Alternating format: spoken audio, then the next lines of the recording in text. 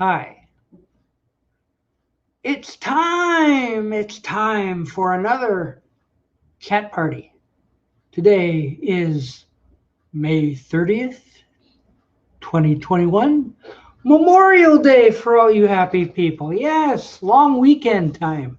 Barbecues and pool parties and drinks and stuff. So because of that, I'm not sure how many people are going to come watch this, but we'll start it up. We'll see what happens. First, FitToBe TieDyed first. Yes, look at that. Bang, first. Yes. Oh, I have to put up a link here, don't I? Yes. See if that. There it is. Yes. Okay. And yeah, it's Memorial Day, so I got a funny feeling it's going to be a low turnout today, but we'll see. We'll see what happens. We'll get things started. If it all falls apart, well, too bad. Well, that'll be the thing. So anyway, at least Paul's here. Robert P's from Tennessee yet. Wow, ever cool. And Trax is there. Hey, whoa, look out. We've got some people out there. Yeah, and Jack. And Jeff, yes, I never know. Whoa. So, hey, maybe there will be a bit of a show today. And oh, there's Paul. Paul, we'll put Paul in. Wink. Put Paul in. There. So now that I'm here, it's going to start falling apart.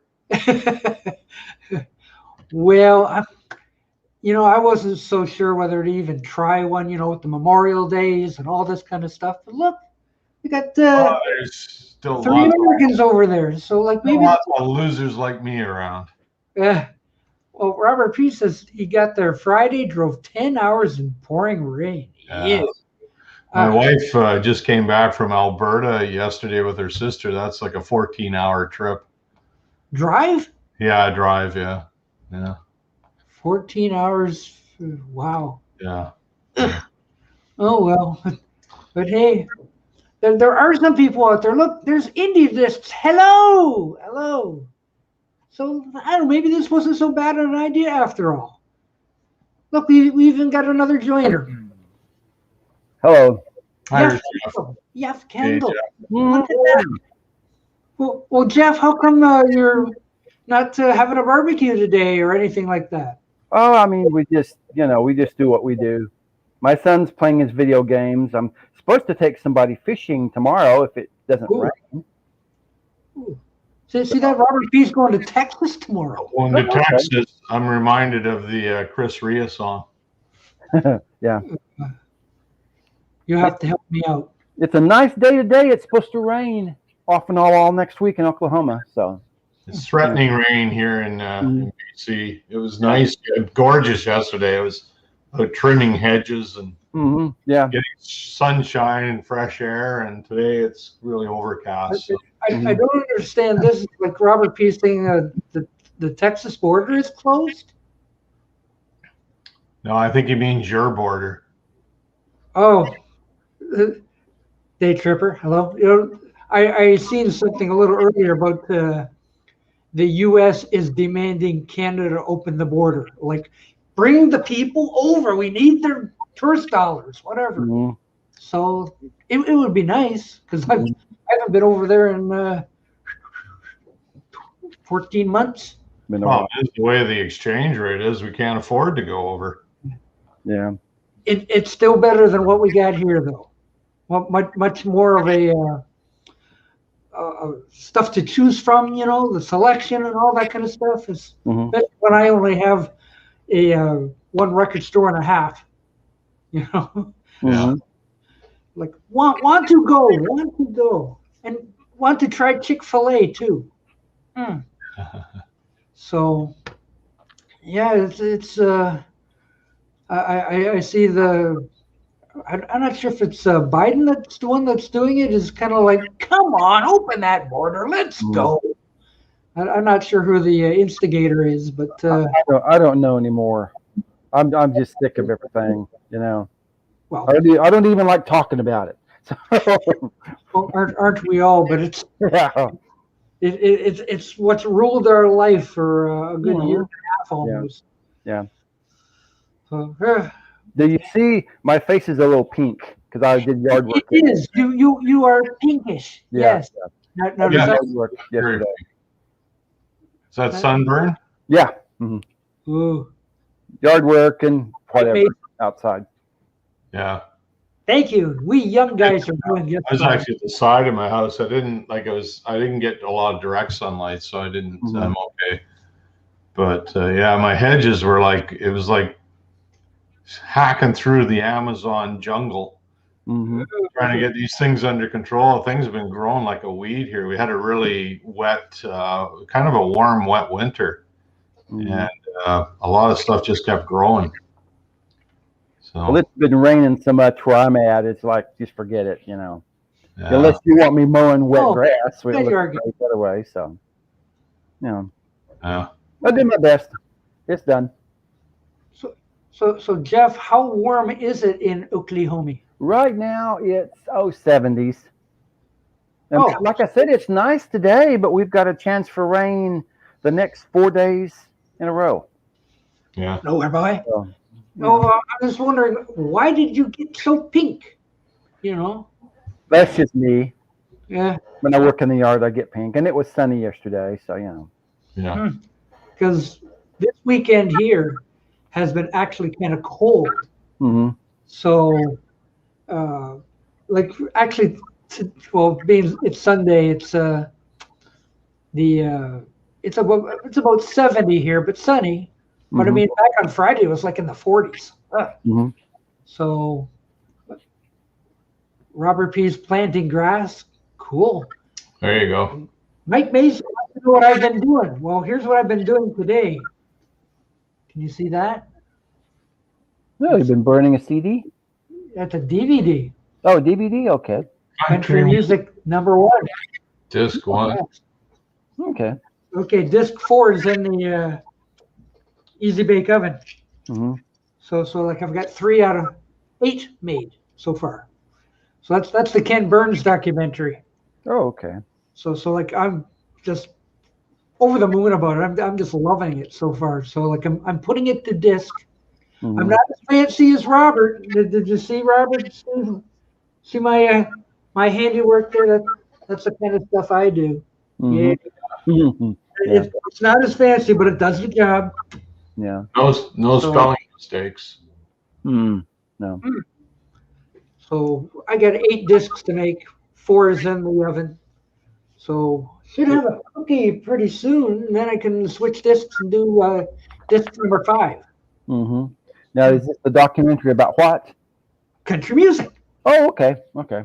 Yeah. Oh, yeah. I think I saw. How many discs will that be? That'll be 8. Oh wow. So I think I caught that one. I highly recommend it. Even if you are not a fan of country music, which I am not, I still amazing stuff. Well, Ken Burns does do amazing stuff, and he can do documentaries on stuff I could care less about. Yeah. He does them with such a perfect way that it draws you in. His first one was the Civil War. I was totally enthralled with that.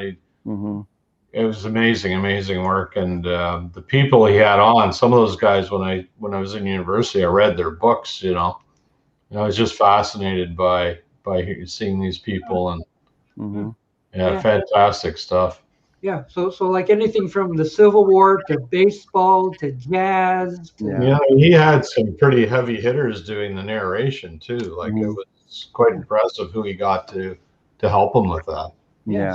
So when it got to country music, I'm going I've always wondered where country music came from. Where did that start? Everywhere. In the country. In the country. Out in the fields, in the cotton fields and all that kind of stuff. Yeah. Look at this. We just lost B.J. Thomas to cancer. Yeah, that's what I heard. Oh, really? Oh, I didn't hear that. Oh. Oh. Well, actually, out of the rain. Wow. Yeah. Now, did Ken Burns do the documentary about the Dust Bowl too? Yes. Okay, that one was the one I really enjoyed. I enjoyed the one he did on baseball. He did one afterward. But the thing, from a Canadian perspective, I always found it interesting. Like there was this throughout the whole series, there was this underlying theme about how black baseball players were able to get into the big leagues, you know. And at the end, he just wrapped it up, and he kind of missed a really important point because it ended basically the Blue Jays were the major league champs. And he missed an important point because their manager was black, Cito Gaston. And he totally didn't even mention that. And I thought that would have been a nice capper to this whole overlying theme. You know, you had Hank Aaron breaking the home run derby and all this sort of stuff.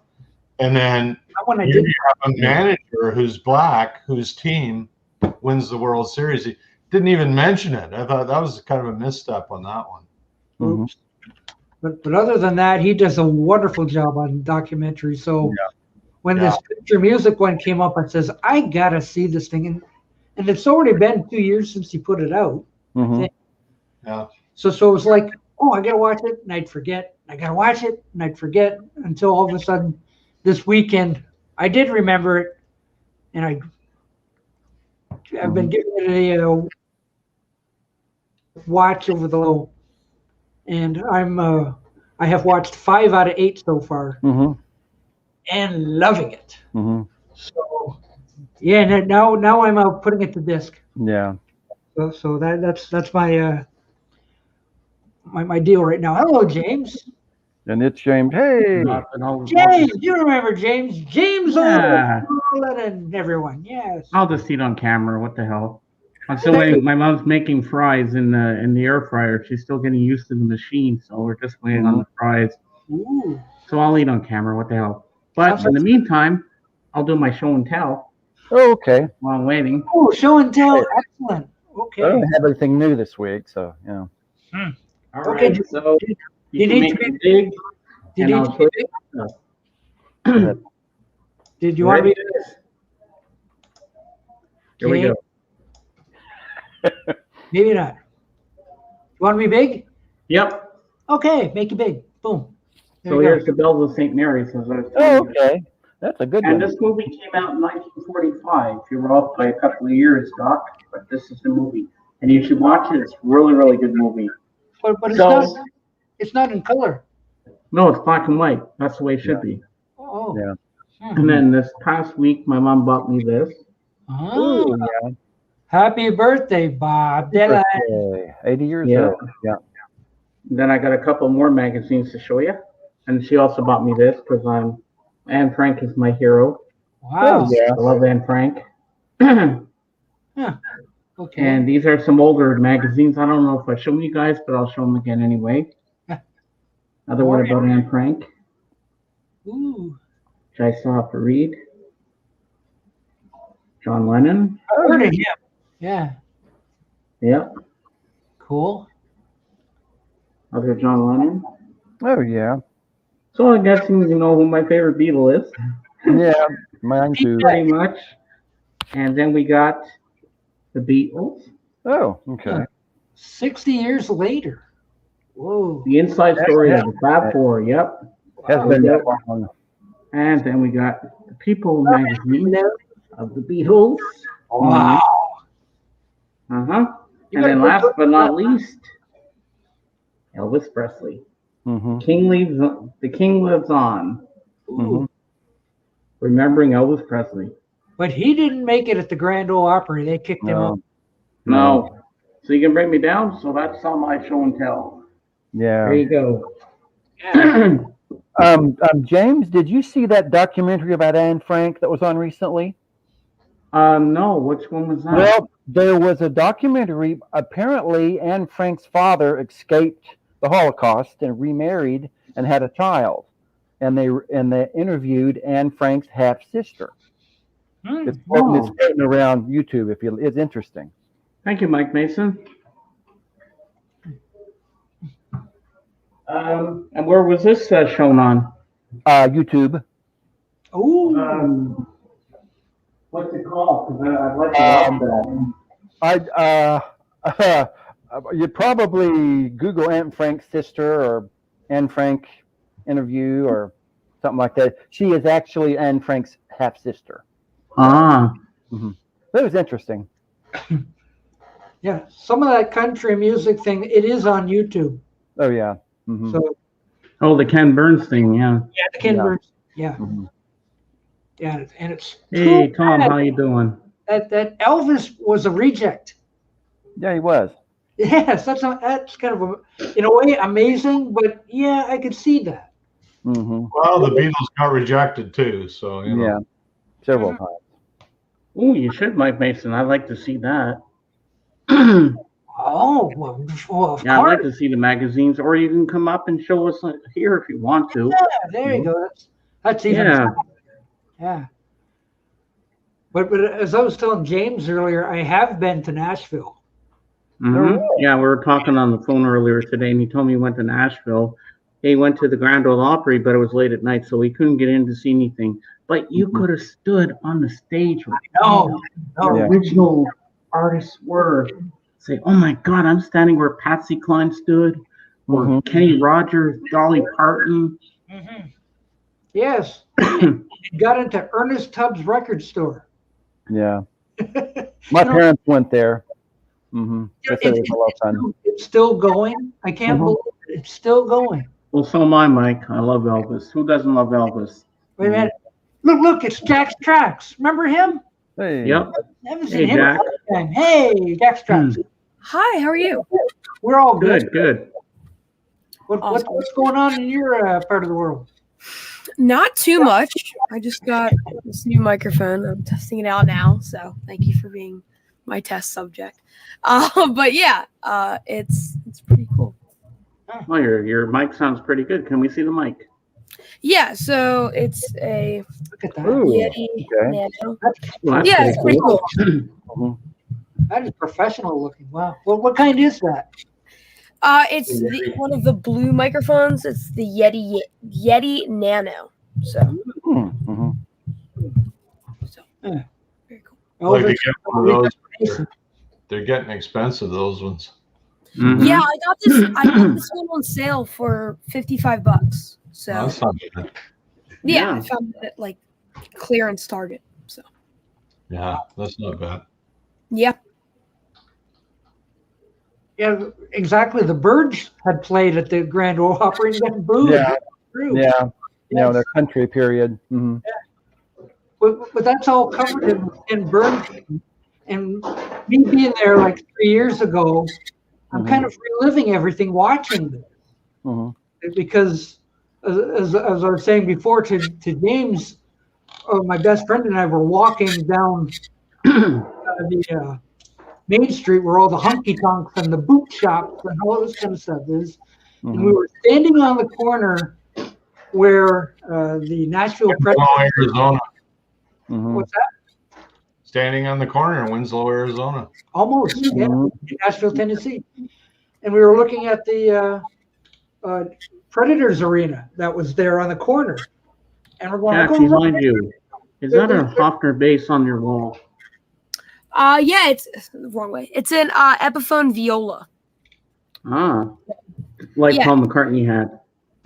Yeah, so Or has. it sounds quite similar. But yeah, Do you play it? I do. And you play the acoustics as well? Yeah, I play electric.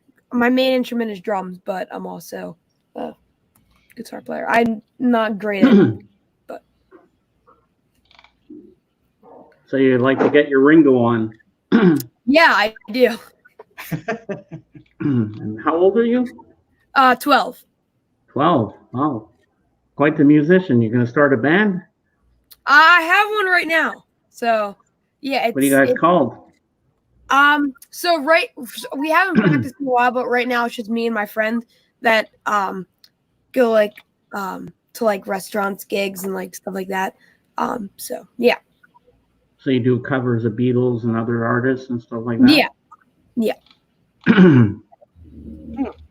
So what's your main go-to band that you like to cover? Cheap Trick. Cheap Trick is fun to play, especially acoustically. Like we do an acoustic surrender. That's pretty cool. Yeah. So Cheap Trick is fun to cover. Surrender is a good song. Yeah. Yeah, you can do a lot with Cheap Trick songs because they're very playable. So you can do a lot with them.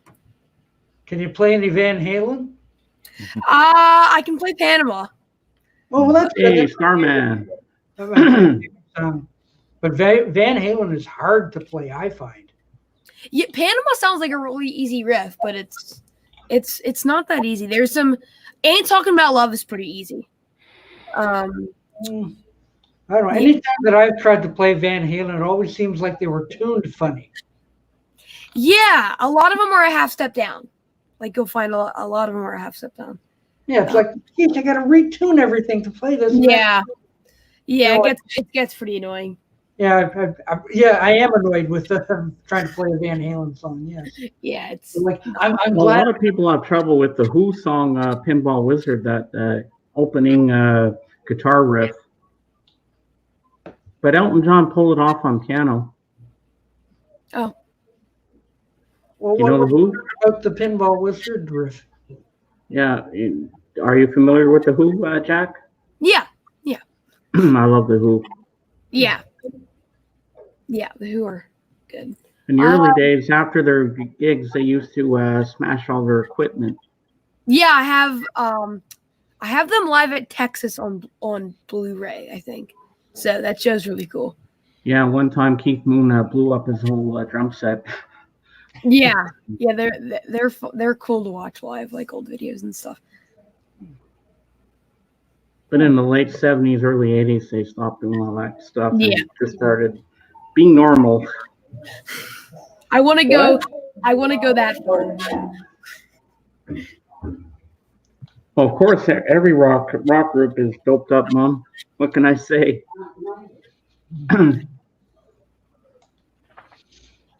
Well, maybe not in the 40s, but No.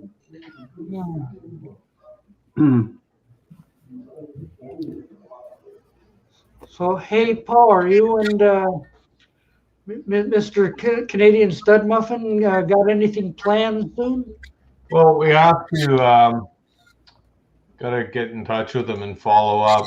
We were gonna try to do something yesterday, but the software he's using, you can't have a guest. Like it's just one-on-one kind of thing. oh my God, Starman. So I think what I'll do is I'll just get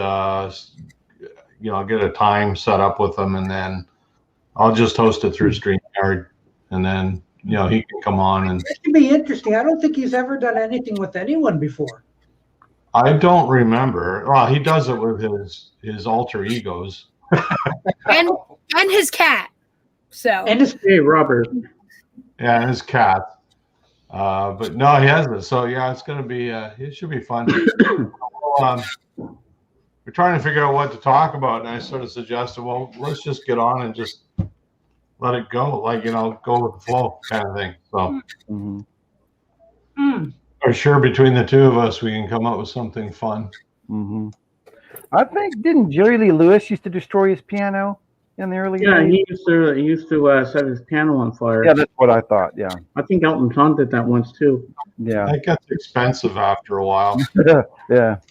Make sure you use a crummy piano. Yeah.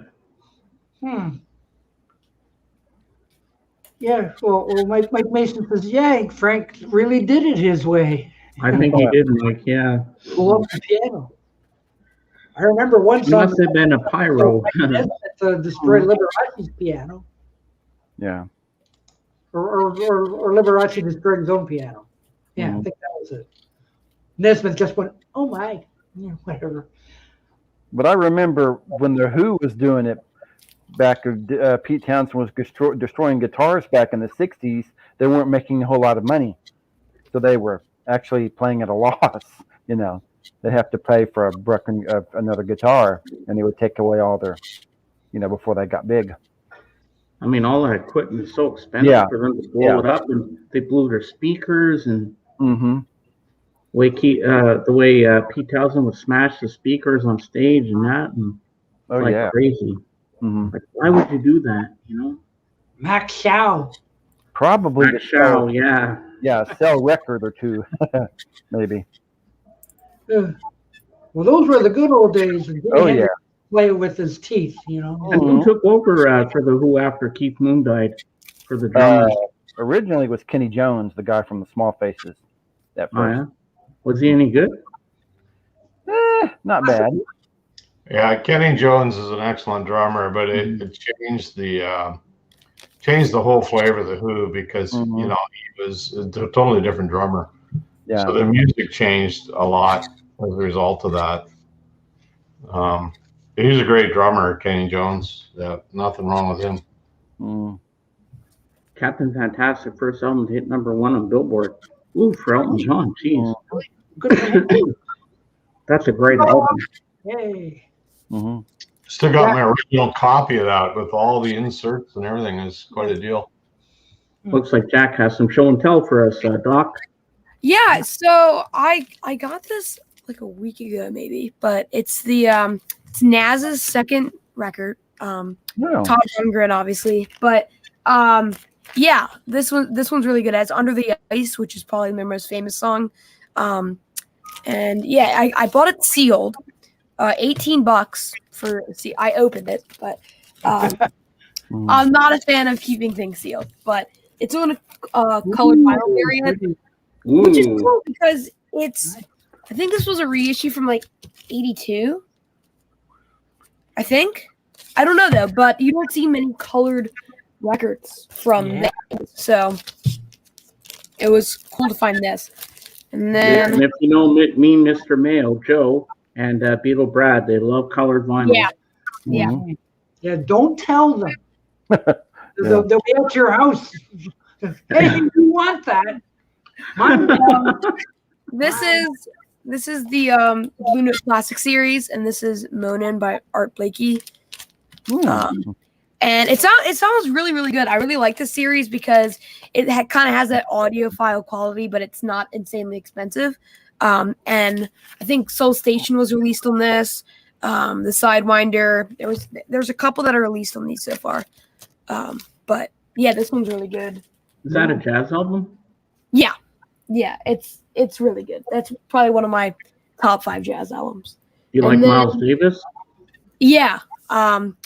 Yeah, I like Cookin' a lot. A lot of people prefer Kind of Blue, but Cookin' is one of my favorite sessions of all time. Cookin'? Yeah, Cookin'. So then Greta Van Fleet's newly released album. Oh wow, there's more. So this is the Battle at Garden's Gate. And this is they got away from that Led Zeppelin comparison that a lot of people were kind of steering towards, but they definitely got away from this. They kind of remind me of Rush a little bit on some of the songs, which is always fun for me, because they got more into the proggy territory. So yeah, this album is really good. So they went from being Led Zeppelin sound-alikes to Rush sound-alike. Yeah, I think they are kind of morphing into their original sound now, which is. Yeah, I heard that was happening on the new album. They're kind of changing their sound quite a bit. Greta. And then and then what else? This is really fun. So this is Van Halen's last album, A Different Kind of Truth. But this isn't the official. The officials are going pretty. Yeah, we have an unofficial on red vinyl, and it sounds pretty good. I mean, for an unofficial pressing, it sounds really good. The thing that bothers me is that in the inner sleeve, Michael Anthony's on it. What? So that kind of bothers me because Wolfgang plays on this record. Yeah, that's weird.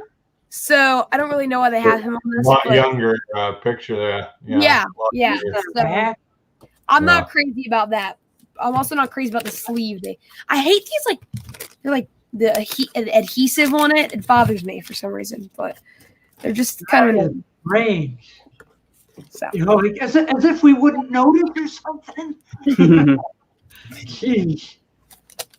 Either that or you got a real catch there. Like it's going to be worth $1 zillion because of a printing error. Yeah, right? Oh, look, Mike Mason bought 6 records yesterday. Mavis Staples. Guess who flavors? Ooh, Red Ryder, Thompson Twins, Sergio Mendes, and what did I miss? He bought a lot. He bought a lot. At least he got a record store open. Jeez. Record stores are supposed to open here after the weekend. I haven't heard anything yet, so. Hope so. Well, yes, hope so. Yes. Yeah, I want to go thrifting again. That was a lot of fun. So like, that's pretty cool, Mike. You can't beat finding stuff for $2. Yeah.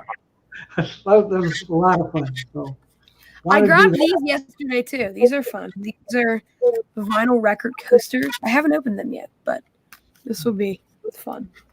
Starman's buying stuff. Mike's buying stuff. What the heck? The only things I can get are from like off eBay, and then they have to come in from Spain and Australia and England and all that kind of stuff. Look, there's two from the trunk. Hello there. Hello there. Robert P says, no one's wearing a mask in Tennessee. Ooh, hope everything's going to be safe.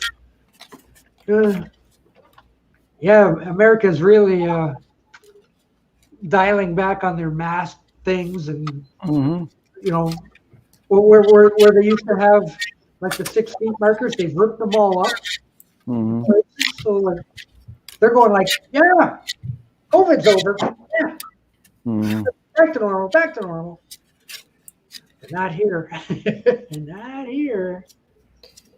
These are fun. I got these yesterday, so they're what do you got?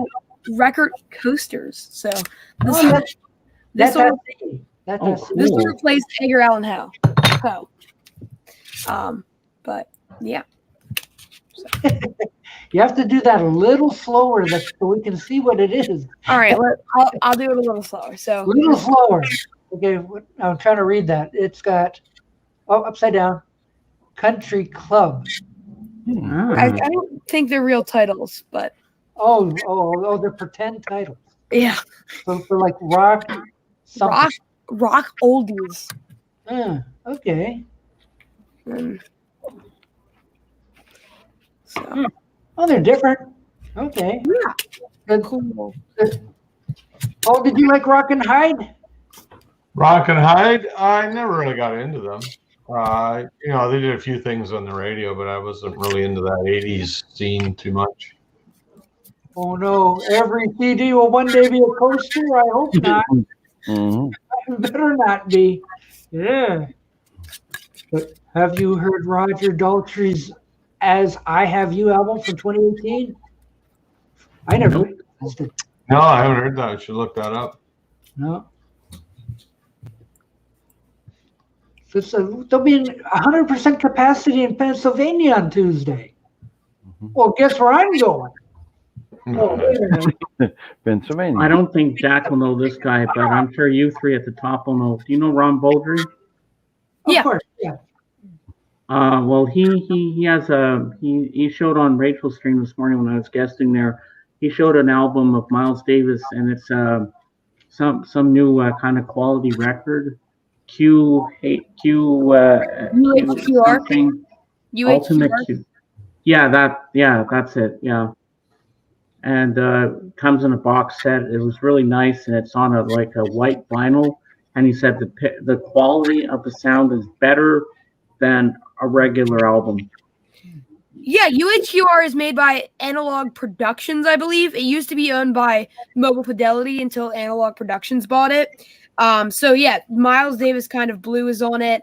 They did Axis Bold as Love. They did all of the Hendrix stuff. So Axis Bold as Love, Are You Experienced? And I don't think it did Electric Ladyland, but they did Are You Experienced and Axis Bold as Love. And yeah, they sound really good. They did an Aqualung on Super Vinyl.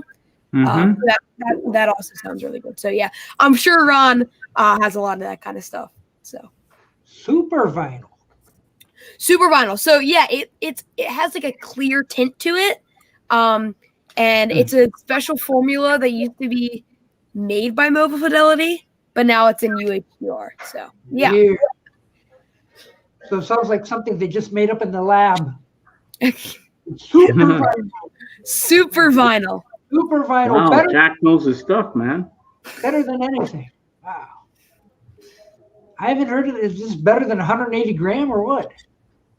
180 grams doesn't really benefit any analog. I don't really know what the hype about 180 grams is. It doesn't make it sound like it. I think it's to prevent warping, but I think I've gotten more warped 180 gram vinyl records than regular like 150. So I don't know if that's the problem, but I don't know why it's such a big deal. 180 grams. Because it's heavy. Well, part of it is with 180 gram, there is more heft to it. I don't know if it sounds better, but it's certainly what they're doing these days is a lot better than the sound of records they made in the 80s and 90s, and even into the 70s. Because a lot of that stuff is crap. You know, that's what I don't understand. People are really high about all the vintage records. Well, the reason people bought CDs is because the vintage records were crap.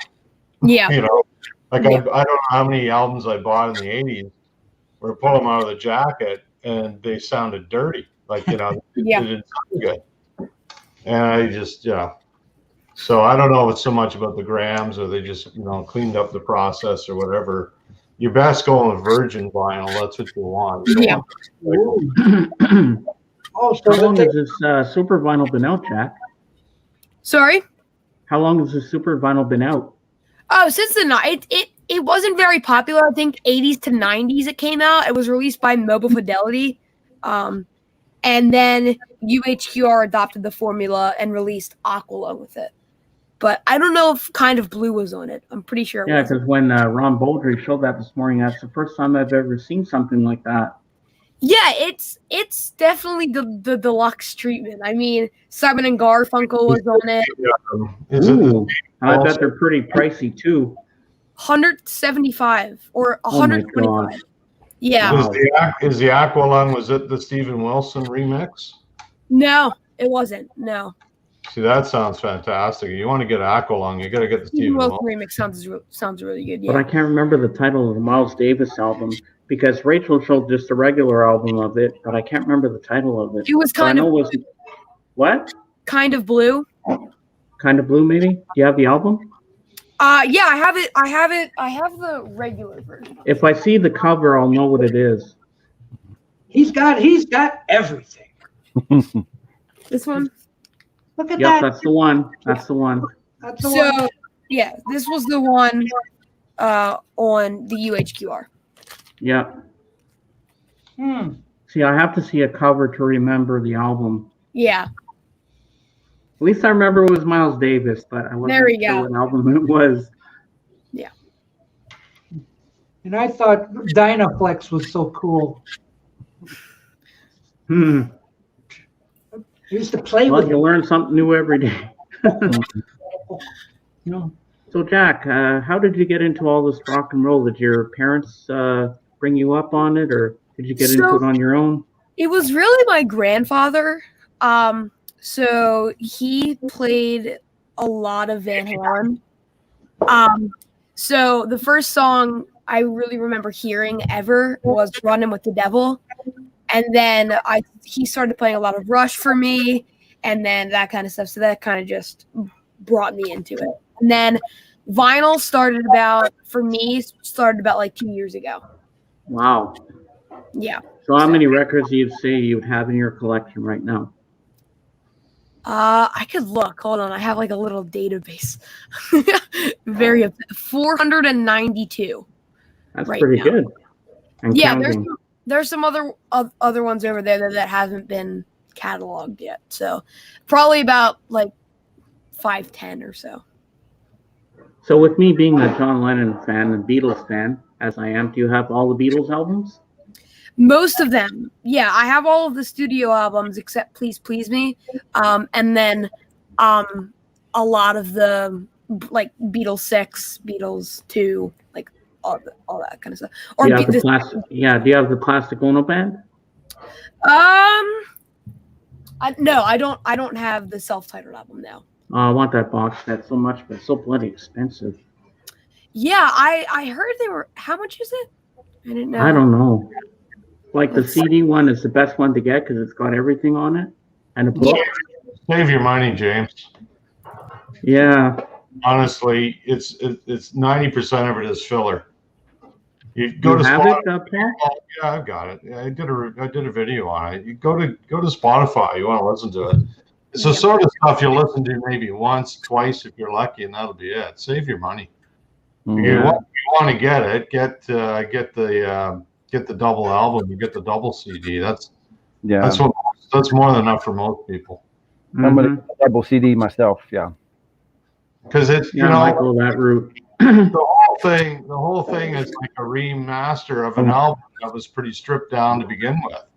So what are you remastering? There wasn't much to do, and all the outtakes and stuff is just like, it's interesting once, maybe twice, but beyond that, it's like, okay, right. It's not anything that I'd save your money. Yeah. Yeah. Now you said last week you're not going to buy sometime in New York City when it comes out. No, I'm not going to buy that. You're going to pass. I'm wondering if maybe slow sales with that would maybe want the Lennon family to stop reissuing. Who knows? I look at it and it's like what you get compared to what you get with other packages. You're paying way too much money for that stuff. Because I want Mind Games and Walls and Bridges and the later ones, but I think I'm going to pass at some time in New York City. Well, I think at some point the public has to say enough is enough. You're remastering albums and putting a bunch of window dressing on it and putting this stuff out there and asking large money for albums that are over 50 years old. And I know 2 weeks ago that Joe Mayo, he got the half-speed LP of Ram. Of Ram, yeah. Well, I was looking at a couple of websites, and people are not sure whether or not they're going to buy the reissue of sometime in New York City, and I wouldn't mind hearing some of those demos, but I don't know. It'll be online. Yeah. All that stuff will be online somewhere. You'll be able to find it. You want to hear it, you'll find it. You have no problem finding that stuff. Yeah, that's the only one of his albums I never bought. So, I didn't own a copy of that album until a few years ago, and it's like, well, whatever, right? It's just it's just kind of a put together thing, and it's I wouldn't say there's any classic cuts on it. No, but like John's not like Paul. I think isn't there 8 original solo albums? 7 or 8.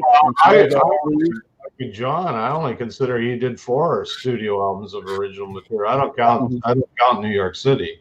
Yeah, because it's not a full John album, right? So as far as I look at Plastic Ono Band, Imagine, Mind Games, and Walls and Bridges. To me, that's the John Lennon catalog. Yeah. There's a lot of other stuff, and I do like rock and roll music. I like what he did with that too, but it's not original material. No. So. Well, a lot of people say that rock and roll album was not one of John's best albums, but I like that album. I like it. I used to have it on cassette back in the day. I want to hear some of the Drunken Sessions myself. So he got pretty smackered, I understand. We were with Phil Spector. So I want to hear some of that myself. But who's this Charles Creedy? Did you see none of that comes through on the Plastic Ono Band. There's none of that stuff coming through on it. No. It's just, if anything, he talks to Yoko in the sound booth. You don't really hear him talking to Phil Spector at all. No, disc 4. 4's done. 5's in the oven. In the can. Okay. Yeah.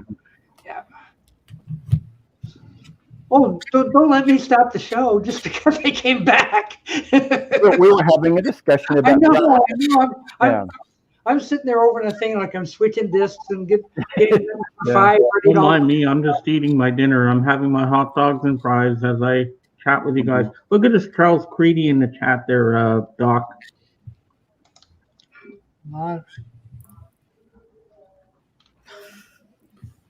Hello. He says, hello. Hello. Hello. Hello. Hello, I'm Mr. Ed. Hello. Hello. Are you still here, Charles? Don't jump to conclusions, you know. Hi. You never know. It might be a new guy. You don't Might know. be a new guy. Maybe it's somebody else. Maybe it's him. This is true. Mhm. You know, some of these places are that they throw people out right out of there, and all they do is put one line in, and they're instantly given the heave-ho. Mhm. You never know. So give Charles Creedy a chance. Mhm. That's a good song, Mike. Lionel Richie. What's that? Yeah. Oh, hello, it's me. I think of Todd Rundgren myself. But Oh yeah, that's really good album. Yeah, the Todd Rundgren, yeah. Oh, okay. All right. Well, I'm gonna head out, but thank you so much for letting me on. Great talking to you. Mhm. Oh, you are welcome. Okay. Yeah, hope to see you soon, Jack. Have a See good ya. day weekend. Okay. Bye. Yeah. Doc, you're going to be on for a bit. I gotta go do a little bit of some chore here. So you're going to be on for a bit yet? Let's see, for at least another hour 15, something like that. All right. Well, I'll come back in a little bit. Okay. I want to get something here done in my yard before it rains. Oh yeah, you better do it. Yeah. Oh, Anyway, even I've got stuff on the go over here. Maybe you'll be pink. Yeah. I'll come back. No, not today. There's no sun. Yeah. out. No. Okay, we'll talk to you guys later. Yeah. Stay healthy. Mhm. Ciao. Whoa. Oh, too big. Ooh, I'm really looking pink now. There we go. Never was three. Yeah. Yeah. No, I was talking to him about whether or not he's going to buy the Sometime in New York City reissue next year when it comes out. But you know, even that Ram half-mastered business, there's a lot of people that are going like, I've got Ram, I don't need another one. You know, I'd love to reissue 2 CDs. I mean, you know, yeah, buy it again. If you want to buy it, you know. I watched the Joe Mayo thing this morning where he and Anthony were at this store, and one of his friends from Bazooka Joe's store was there, and he was kind of like, "Are you gonna get this Ram thing?" And no, Oh yeah, I just watched that just a few minutes I've got ago. 3 copies. More. And what happens in the end? He did buy it. Yeah.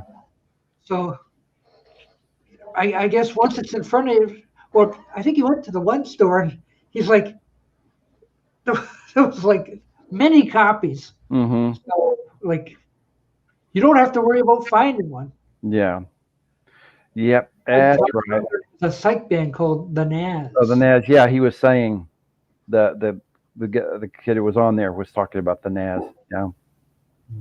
Yeah, Mason, we don't know what's going on with these, you know. We'll see. And the funniest part about that video, Doc, was with the restaurant with the ketchup bottle, and Joe was complaining. I called that. Mhm. I called that. You know, I said, I'll bet you he goes, switches the ketchup bottle, brings it back, and it'll be less than what he started with. Mm-hmm. And it was exactly that. Oh, you haven't seen Mirror Image? Stick around, you may see. Mm-hmm. Stick around. He might come. He may come. Wait. Yeah, he'll be here. Yeah, pretty good. Yeah. Yeah, I'm not sure if I'm going to buy that Sometime in New York City reissue myself, but you might pick up a soundtrack album called The U.S. versus Lennon. It was a movie soundtrack. It was a movie about him and his them throwing him out. It's got some interesting songs. Yeah, the deportation orders. Yeah. Mm-hmm. The movie, the soundtrack, it's pretty good. Yeah, well, I was going to say, what was on that? A lot of different kind of things. It's got some stuff from near Sometime in New York City, and some. I think it's got a couple of Beatle tracks, and just. But the movie was pretty good, and the soundtrack isn't bad. So actually, I've never seen that movie, although I'm aware of it. But I have it. It's called The U.S. versus Lennon. It is free on YouTube if you want to. Oh, no kidding! Well, guess where I'm going to be later. Yeah. Yes. Hey, JJ. And it's explosive. It's boom there. Hey, Yes. how you doing? Oh, I haven't put up the link in a while. Yeah, put up the link. Maybe JJ. Yeah, because I was over there playing with my Easy Bake Oven for a while. Been getting number 5 started. Mm-hmm. Number 5 is going to be unfun because the whole program will not fit on one disc. Yeah. So I have to do it virtually twice to shrink it down to a size that'll fit on a disc.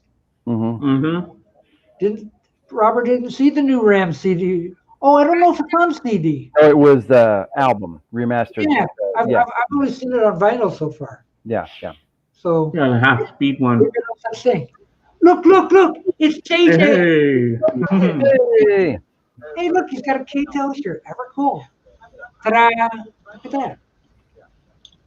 Yeah. Hey, dudes. No, where can I go to get a K-Tel shirt? Hold on, I gotta mute myself. My bad. Okay. He's bad. There we go. Sorry. I was just thinking, I had an album many years ago. I think it was K-Tel. Ever heard of an album called Do It Now? No, I have not.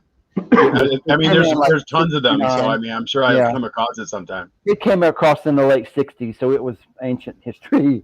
So, had a lot of different cuts on it. It had like Buffalo Springfield and Janis Joplin. It's old time stuff.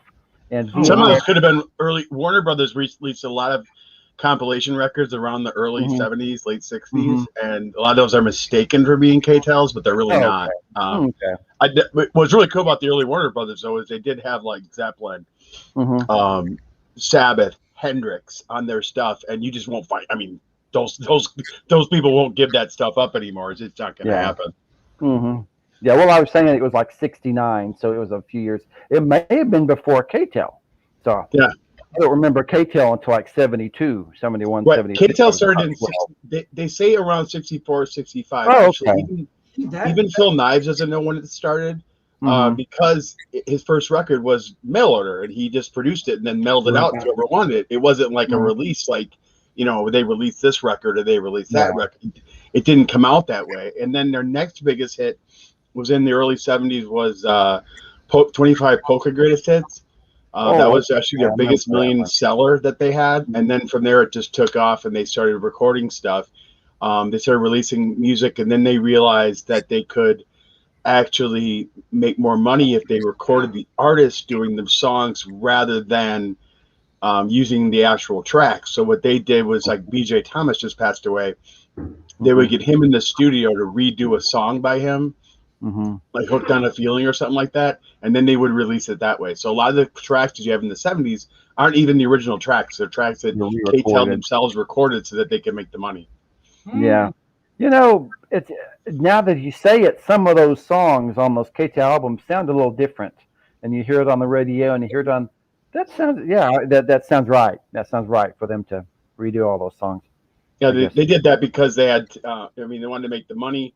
And then also, they wanted to put as many tracks as they could. So like on my signature record back there, JJ's 22 Explosive Hits, Layla's on there, but there's no piano solo. It's the shortest, cruddiest version of Layla in my life, Ready. Yeah.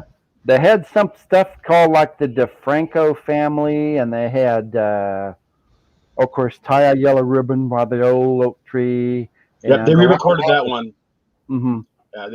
They re-recorded that one, and they re-recorded a lot of stuff.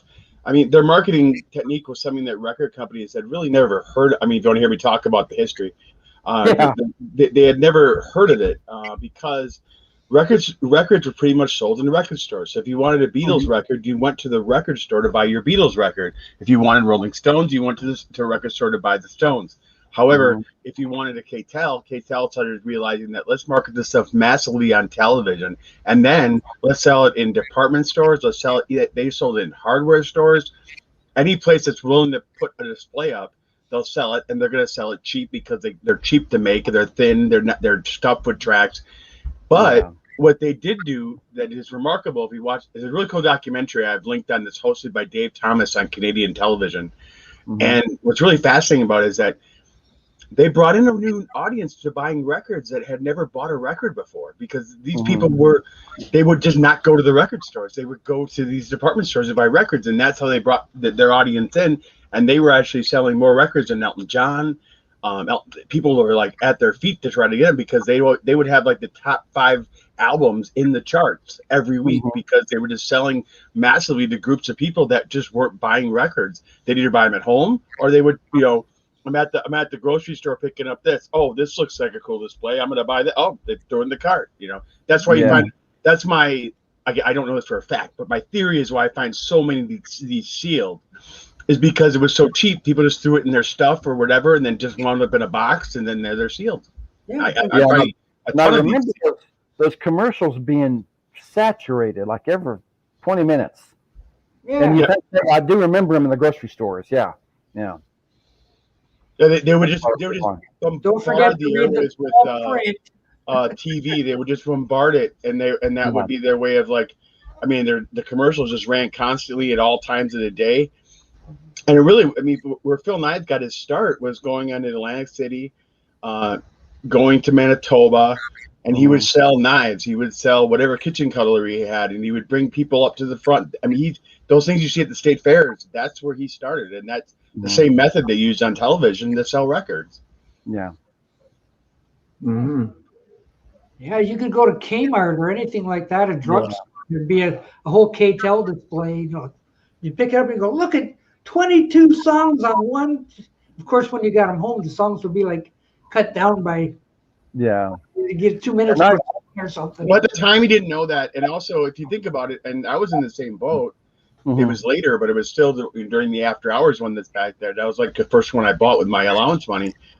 I got 20 hits for $7, and that's all I could put up on the counter at Musicland. I couldn't put up to buy each and every record to get those awesome tracks. And to be honest, when I was 8, I didn't care, and that was kind of who their audience was. They didn't care, and kind of like when iTunes people complain about them slicing and dicing music. Same thing. The MP3s, you have your audio enthusiasts that care about, the audio is so much more expansive on vinyl. You could blast vinyl, you could make it sound better. Great. But you ask a lot of my friends, they're like, I can hear the music on my iPod or my phone. I'm good. I don't care. But what's the reason that JJ that they edit the songs so they can fit more on it? Exactly. Exactly. For KTEL, they did so they could fit more songs on one track. 22 hits on one record is a lot. The things that I have it right here, it's tight.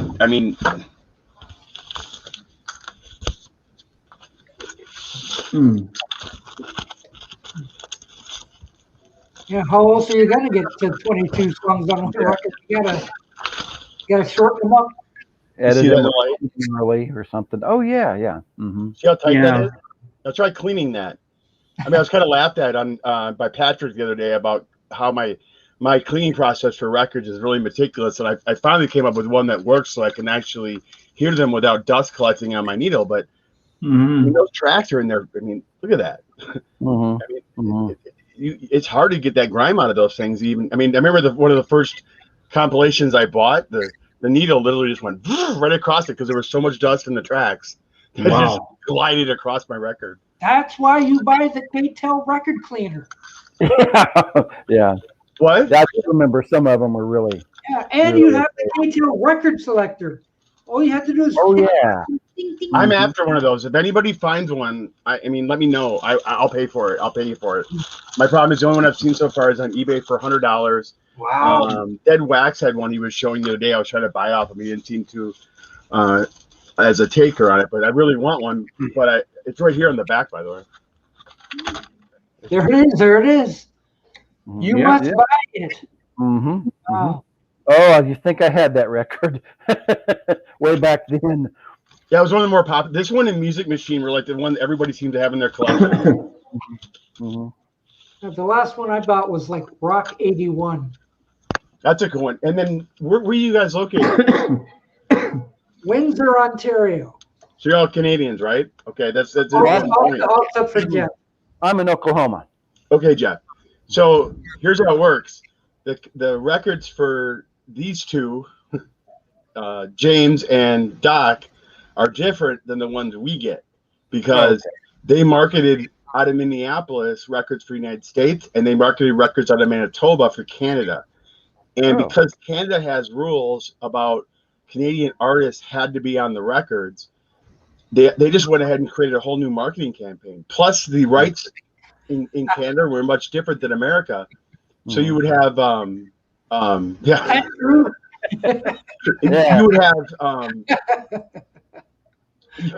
you would have, like in Canada, they would just take a whole new direction on a record. So like I have Sound Waves, which is more of a disco feel for America. If you go up to Canada, it's like a rock feel. So Billy Joel's on there and other people like that. So they would just split it up how they wanted it to be. So that's how they did it. So. But that's kind of weird because like yes, broadcasting had the 33% minimum requirement for songs, but why should it be on the record as well?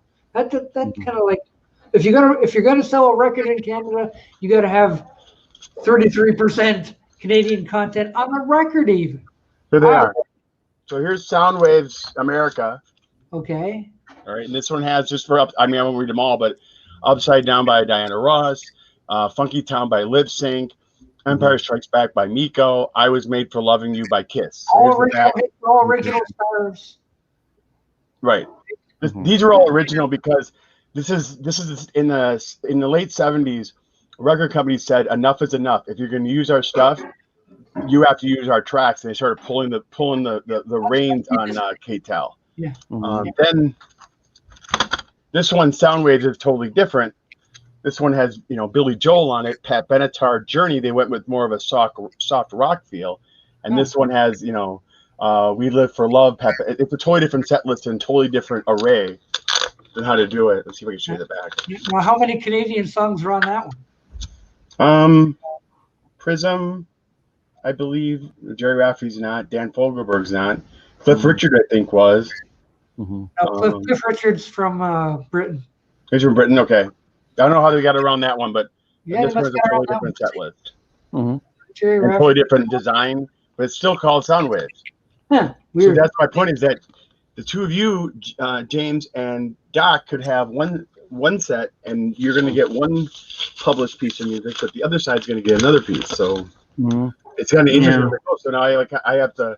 That's part of my collecting, where I have. Yeah. So it makes it tough on you because you got to buy it twice. Yeah. I actually landed a guy in just two. He said he's 2 days north of Saskatchewan. This guy, he works on like the mines, I think, or something like that.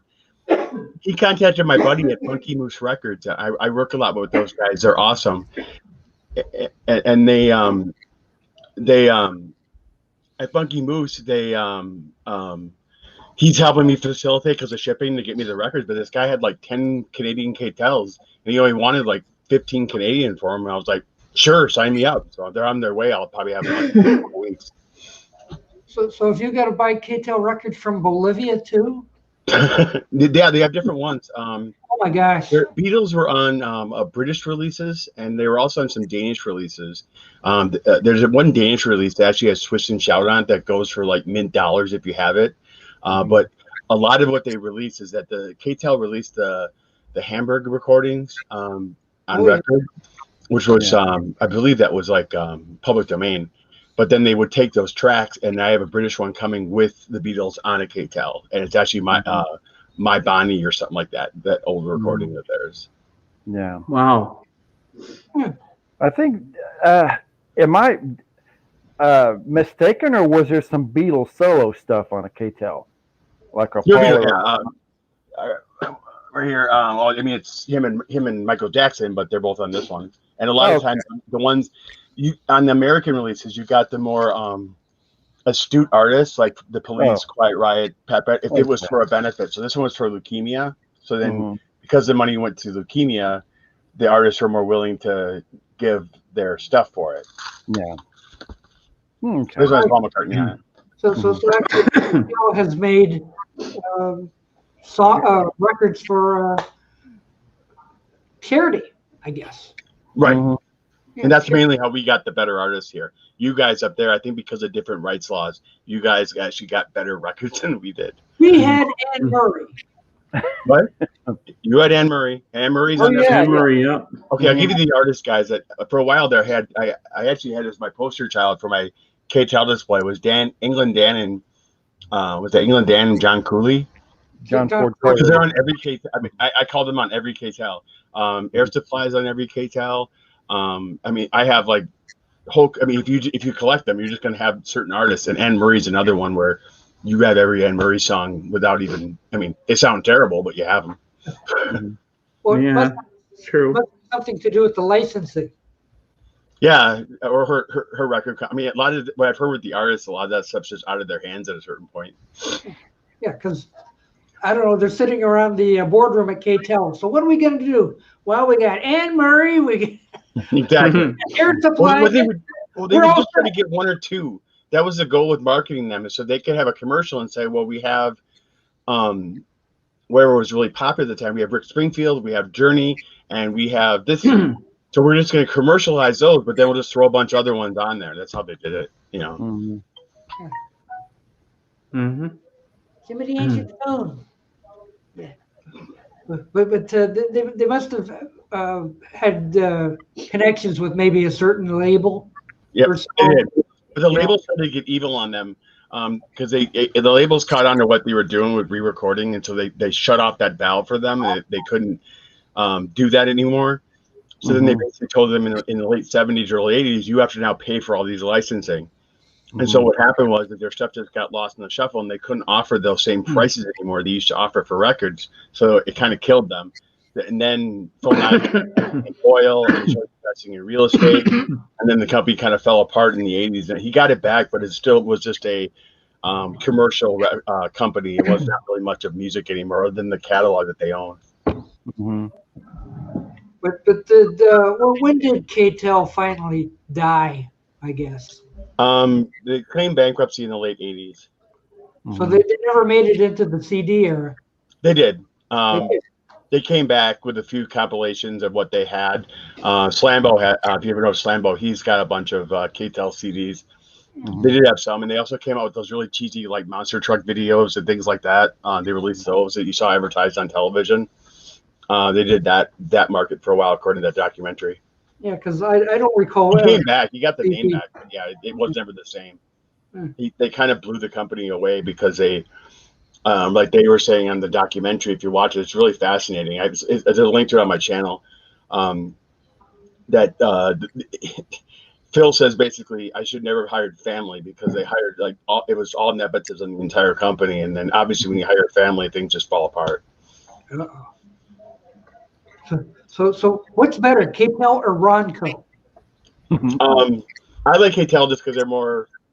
I think everybody knew KTEL. KTEL was advertised to death a lot more than Ronco. I liked Ronco as well. I had their stuff. There's just not as much prevalence with Ronco as you see out there. With everybody has a KTEL because they've been around for a lot longer. They were number one. What? Ronco was a poor second. Right. I mean, it's kind of like Transformers versus GoBots, I guess, is the best way to compare it. I mean, you had the GoBots. They were out. They still transformed in the cars, but we all want the Transformers and Optimus Prime and Megatron and all that. I mean, same thing. So, do you have a few Ronco there's to? I haven't seen a Ronco one in a long time. Yeah, I do. Hold on. Yeah. Or even Pickwicks. Oh yeah. There you go. Look at. Yeah. Wow. Yeah. This one has the record vacuum on the back. Wait a minute. I'm blowing you up for a minute. So I'm trying to read that back. It's got look, Barry Manilow, Ohio. Yeah. Orleans. England Dan and John Cooley. They're on every record I own. They're everywhere. Those guys. Wild Cherry. Yeah, they weren't bad. They just sold out. That was their problem. Wow. Oh, whoops! There's another one. Whoops! Hang on. Hit action. Yeah. They could have done a little better with their. This one's actually not Ronco. This one's TV Records. Oh my God! Yeah, Illinois. Oh wow! Well, who's on that one? Hold the Line by Toto. Doesn't anybody you know? Prism, Walter Egan, Maggot and Steel, Eddie Money, Jacksons, Shake Your Body Down to the Ground, Ian Thomas. Yeah, let's see there. What? No Bay City Rollers? Hey. Here's another Ronco. Yeah, Ronco. Starfire. Oh, that's hilarious. Wow. Nick Lowe, Crew to Be Kind is on another one. He's on Everything I Own. They had two Michael Jacksons actually in this one to point out. But look, there's still at least 16 songs on that one. Yeah, there's stuff. Yeah, well, but I mean that's 22, which means There's you get to a Columbia House compilation. This thing's thin as paper.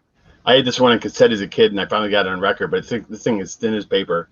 Whoa. This is the Columbia House compilation. They released this one through Columbia House only. It's got Realistic Records, but I think is a division of Radio Shack. And if you look at the thing I'm sharing on the screen here, Doc, this is a Ronco I had as a kid.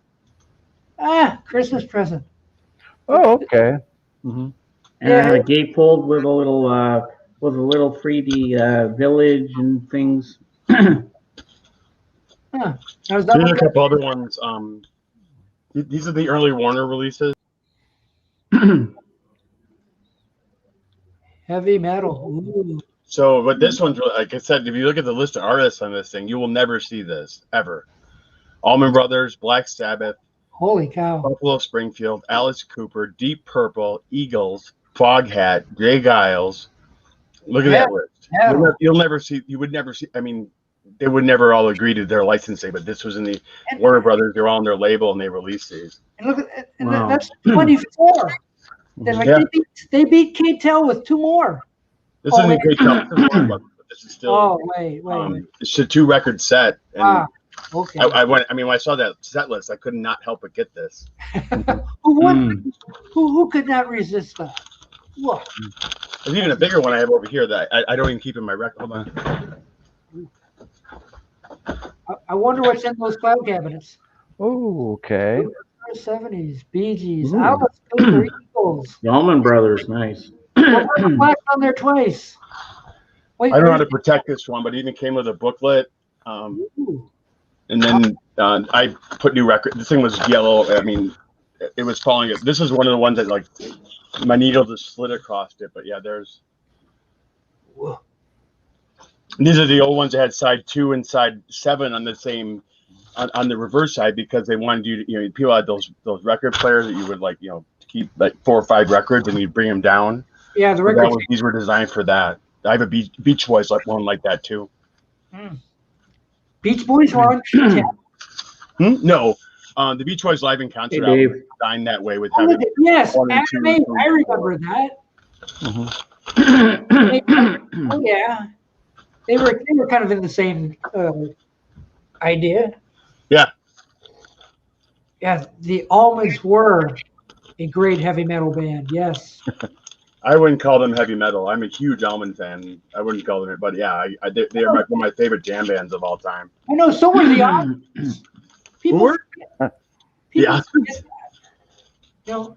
When they played Crazy Horses or Hold Me Tight, that was right up there with Led Zeppelin. Of course it was. Heavy metal Osmonds, right? Well, people don't know, but the Allman Brothers actually had a K-Tel. I did that. I don't know. Did you guys see my thank you for 100 subs? I recommend you check it out because I like K-Tel. I don't think I have a K-Tel. Well, the last video I watched of yours today was your being yourself one. I went out there with I thank you for my 100 subscribers, and I did it all thanking you with all using K-Tels. Oh, I got to see that one too. So here's Elvis's K-Tel. Ooh. Okay. Ooh. And the Almonds. Aha. Mm-hmm. Look at that. Fantastic. Mm-hmm. Original hits too.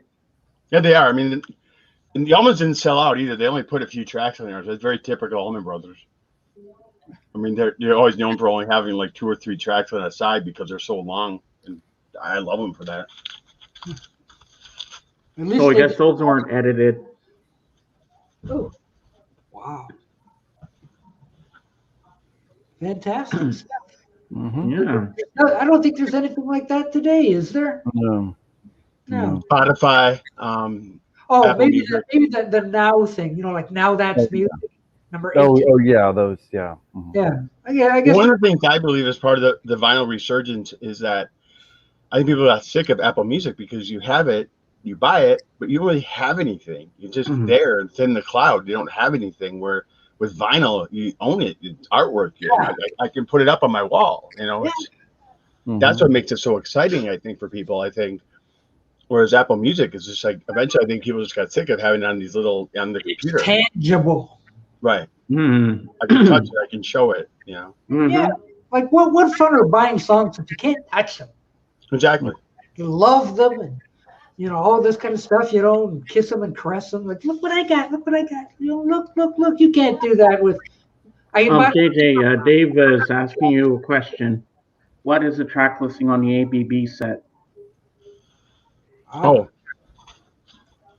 it's Morning Dew, God Rest His Soul, Nobody Knows You When You're Down and Out, Come Down and Get Me, Melissa, I'll Change for You, Back Down with You, Well I Know Too Well, and In the Morning When I'm Real.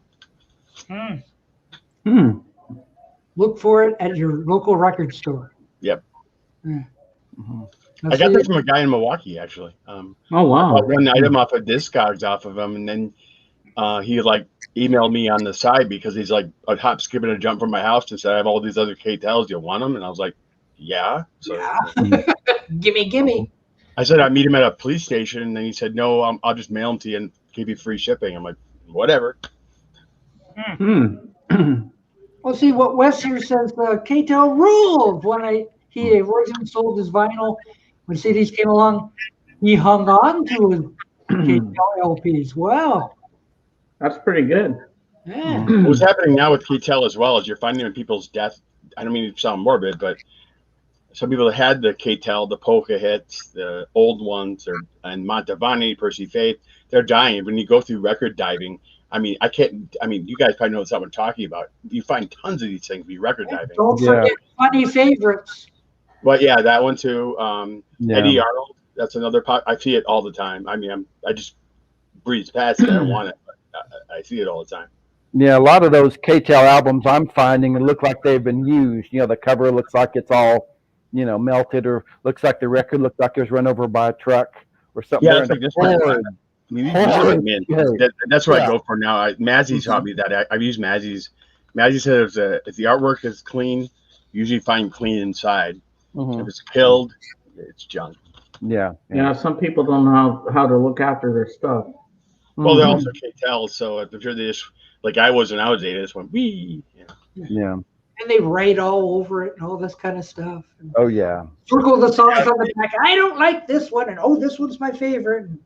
It is kind of difficult sometimes to keep an album in good condition for 50 years, or 50 plus years. Oh, yeah.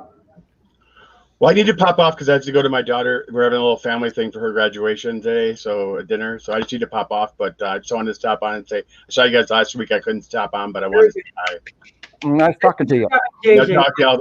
I'll hit you up next week again, but I just want to get to that dinner.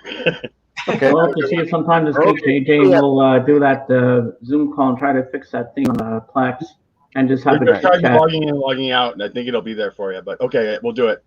All right. Take care, JJ. Bye. Thanks for coming. Bye. Well, all kinds of nice guy. I love JJ. Yeah. These things aren't educational. Yeah. Yeah. Wow. Or TV tunes. Yeah. Oh, yeah. Those were two. Yeah. Or you can buy. I hadn't seen that. Oh no, that was TV tunes. So the one with the little thing, and it was TV. Yeah. Okay. Yeah. Coming soon to K-Tel Records. Doc Dawkins' greatest hits. Hear him sing. I hate Weetabix. It's greatest hits. I hate Weetabix. It tastes like crap. Available at your record store. Now, what's this? West has K-Tel's U.S. headquarters was in Minneapolis. K-Tel Drive still exists as a street. Wow. The history that cannot be erased. Yeah. Maybe how many K-Tel records do you own? Who are you asking? Wes. I'm asking Wes how many KTEL records he has that he owns. Oh, he might be counting quite a few. He'll have to use his KTEL record selector to count them. Mhm. Maybe. Calculate KTEL calculator. You never know. There could be such a thing. Yeah. Someone's cell phone. It's not mine because I don't have one. I think Jeff's to blame. What's that? I just call you from my regular phone. Oh, You're, my phone was backing up. Yeah. But it's like You know those what's KTEL weird, Jeff? I albums. gotta tell you something. What's that? When I call Doc on the phone, on a cell phone, okay, when I type in the number on the phone ballot, it says this number is not in service. He had to call me on my line, my regular phone, a landline, and then when I hit redial, when I go through the things who's called and I redial, it dials and it works. But when I actually type in the number, it says the number is not in service. Isn't that weird? That is weird. Yeah. Wes has about 50 or so KTEL records. 50. 50. That's a lot, man. That's a lot. But I'm sure there's a lot more KTEL than just 50. Yeah. Actually, I think that's plenty. 50. I had a few back in the day myself. Yeah. That's a lot.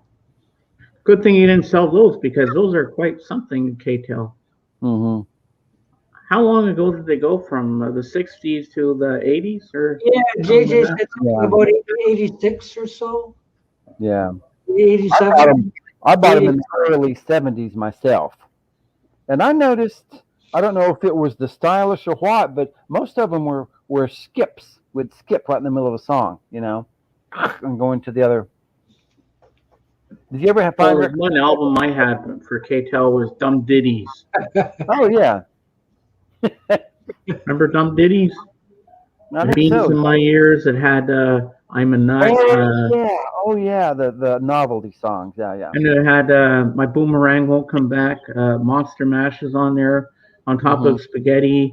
I Taught Putty Tat. What else is on there? Shaving Cream, The Martian Hawk, the Jolly Green Giant. KTEL, a lot of stuff. Yes, I remember those. Yeah. Yeah. In the valley of the ho-ho-ho. Have you heard about the Jolly Green Giant? He's so big and green. If I know there, I could probably pull out a few KTELs, but alas, they are gone. Yeah, me too. You got rid of them, Doc? I got rid of just about everything. Got rid of 98% of all my vinyl. Me too. And switched to CD. Yeah. And I keep going back. I'm sorry. Oh yeah. So. Well, I had a lot of those KTEL records when I was 11 and 12 and 13, so that's a few years ago. I think there was another KTEL called Groovy Greats or something. Oh yeah. Because my friend had that when he played that record at his birthday party, and I remember the song "Jimmy Coco Pop" on there. Yeah, there were two artists I started liking because they're on a KTEL record. Eric Carmen's group, the Raspberries. They had "Go All the Way," and then by the Sweet called "Little Willie Willie Won't Go Home," and both of those songs were on a KTEL record. Wow. And that's dating me. That's like 12. I was like 12 or 13. So it was a few years ago. Wow. Dave says that Allman collection of songs from the 60s psych bands. The members before the Allmans. So it's kind of like false advertising then. Yeah. Wow. The Allmans, but they weren't the Allmans. It's Allman Brothers album, and it's by just the members doing stints with other bands. That's unfair. Right. We were lied to. Oh my God! How dare they do that? I know. But then they became king of getting older rock artists to come back to say, like you'd say, look, it's Tommy Rowe's greatest hits, but you'd have to fine print. These songs have been re-recorded. These are but it doesn't sound as good as the original songs. If they have to re-record it. It's not the same, you know. You want the original. Of course, they might have 1 or 2 originals on there, but I mean, like out of 10, probably 8 are re-recordings. Yeah, it's like me. I found a 2-disc set of the British Invasion hits, and I was heading toward the checkout, and I got to looking. These are re-recordings of the original. Put it back. No. Oh, you didn't put it back? Yeah, no? It's gone. I put it back. I didn't buy it. Yeah. I got the original hits. But if it was original, yes, then you would have grabbed it for sure. Yeah, Rhino Records did a CD set of the British Invasion. I think they did like 12 volumes. They're really good on CD. Yeah. It all says original artist here. Yeah, you don't know what you're going to get. You might get a re-recording or you get the original. You never know what they're going to dish at you. The first thing you check for is what record company is it under? Yeah. If it says, like Joe Blow Records or something, no, put that. No. Yeah, it's the greatest hits of Gary Lewis and the Playboys. He's 70, but he sings his greatest hit. Yeah, like Rhino or Razor and Pie. Yeah. Pretty much trust those ones, but you have to look. These are recordings. Yeah. I think I've got one up there by Madison somewhere. Mm-hmm. Hang on, I'll find it. Okay. Go ahead. I'm looking. Okay, Doc is looking. Yeah, I'm looking through you. What did I know? That was quick. Okay, I'm going to make myself huge. Okay, go ahead. All right, make yourself huge. Okay. Found in a Walmart bin of Bargoons some time ago. Oh, okay, yeah. Okay. 60 tracks. Ooh. Look at all those. Look at all those. Is that a double CD set? I guess it is. Okay. That's a double CD set. Look at all the. Wow. That's like, well, of course, songs were short back then too. Mm-hmm. And I saw that it was like $5. That might be something. What label, Doc? And it's got like Simply Media and all that kind of stuff. What label is it on? I've never heard that one. I know, Simply Media. Focus. Come on, focus. Okay, well, it's okay. I had it. Crap. But it has real hits on it. It does, yes. Okay. But I took a chance for $5. I says, for $5, I'll take the chance. I win. Yes. I win. Good. Yes, I win. So sometimes you can find something in the bargain bin.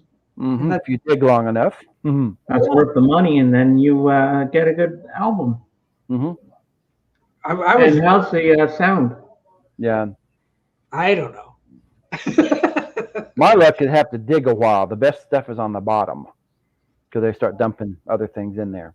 Like when you talk about, what's the sound quality? It's like my crappy little Fisher Price record player over there. I don't know. As long as I can hear them, it's good. Yeah. So. Ooh, I didn't know that ABBA was on a K-Tel. Oh yeah, me too. I love ABBA. Yeah, I want to go to Goodwill and the Value Village and all that kind of stuff too. K-Tel collections. That's kind of like having the Allman Brothers. Like a Red one and an ABBA one and a Seals and Crofts and maybe even those Bay City Rollers. Yeah. And sometimes Goodwill is kind of hit and miss. So it's kind of like me. Like last week I found some stuff. This week, no. Maybe next week I might find a Bargoon. You never know. But that's the fun of it, though. Oh yeah. Don't go. Look at all of a sudden something jumps out. Oh yeah, I gotta have that one. 99. Sure. Yeah. But I haven't been able to do that for almost 2 months. Yeah. So. You never know what you're gonna find. Okay. Time out. Be right back. All right. Okay. Maybe he's gonna run and show us something. But I have a feeling we're gonna get some show and tell. Could be. But I miss going to the Value Villages and going up and down the things, and all of a sudden, Patsy Cline for $2. Gimme. Ding, ding, ding, ding, ding. I know that's exactly ding, ding, ding. So I want to do that. I find Wings Over America for $5. Oh, you know, some of this stuff just blows me away. The stuff I find. So what? Well, yeah, 90% of the time you do find nothing, and sometimes there's stuff there that it's kind of like, well, maybe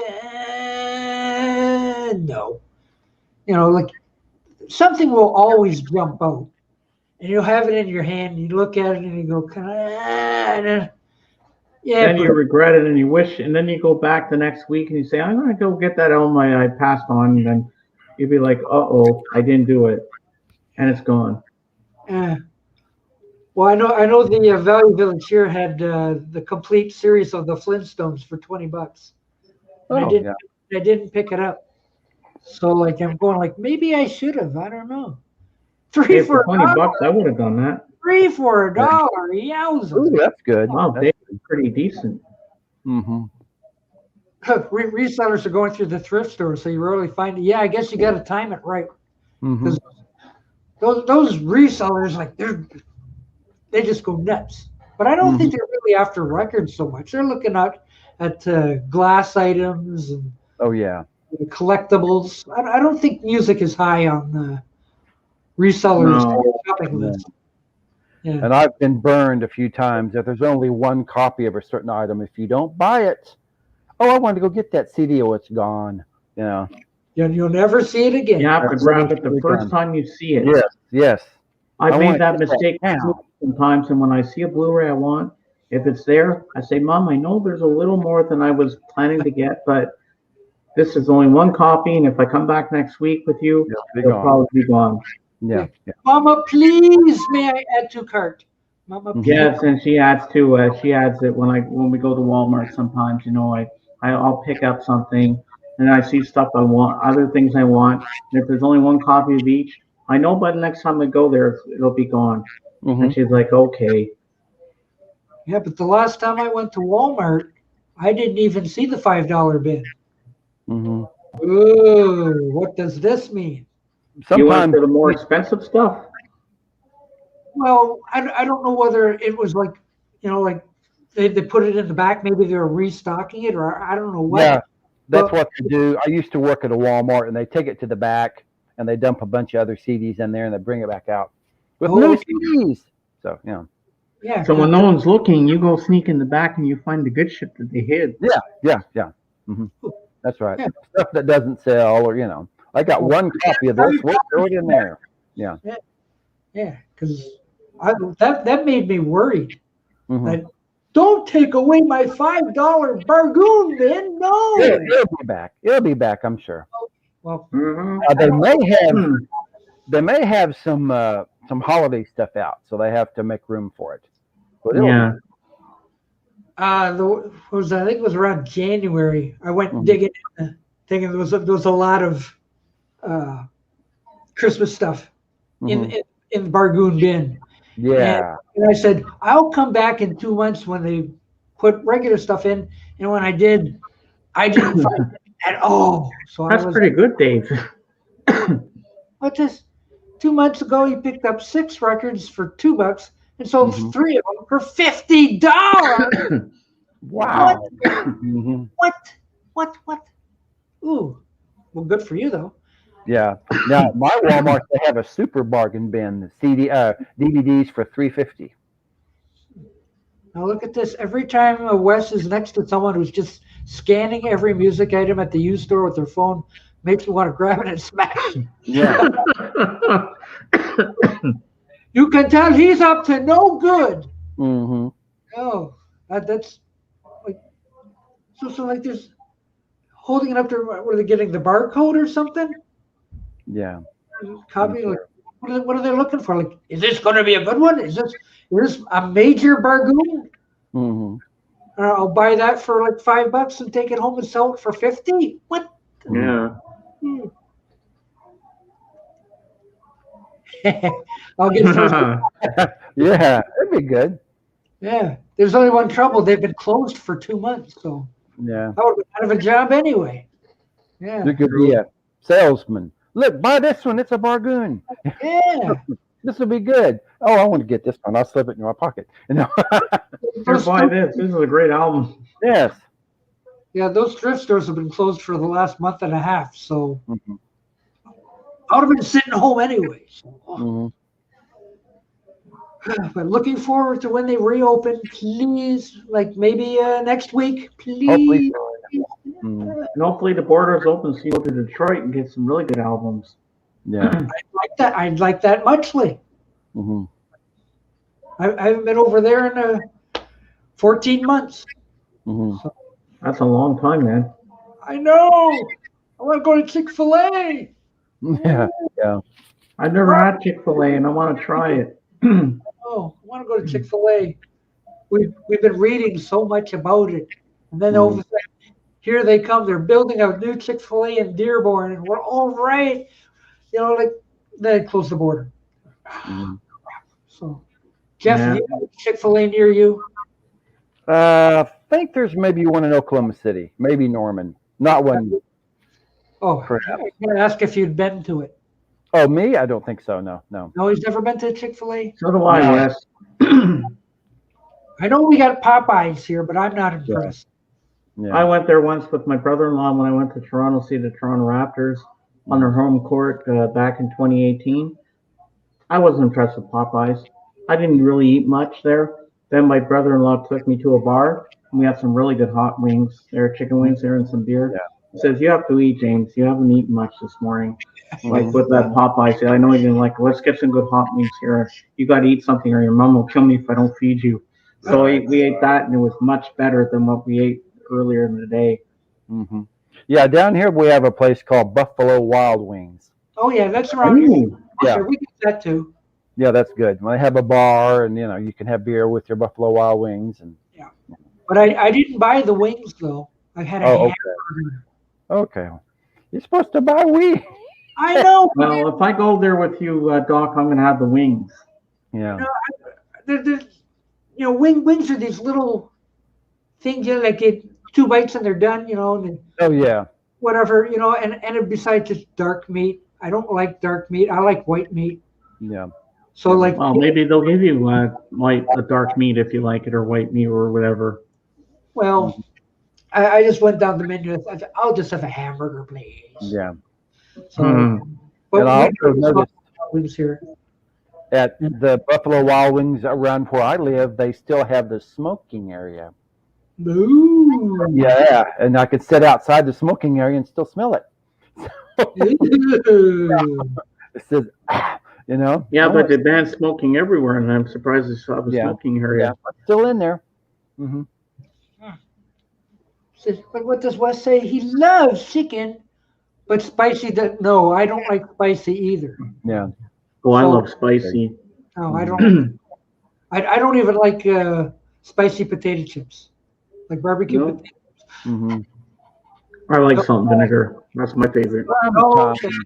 No, thank you. But have something to wash it down, then I'll have some. But Mm-hmm. by Always itself, no. beer. Like you have a nice thing of Coke with it, and eat your chips, and you're fine. Yeah. Yeah. Mm-hmm. Wouldn't that make it worse?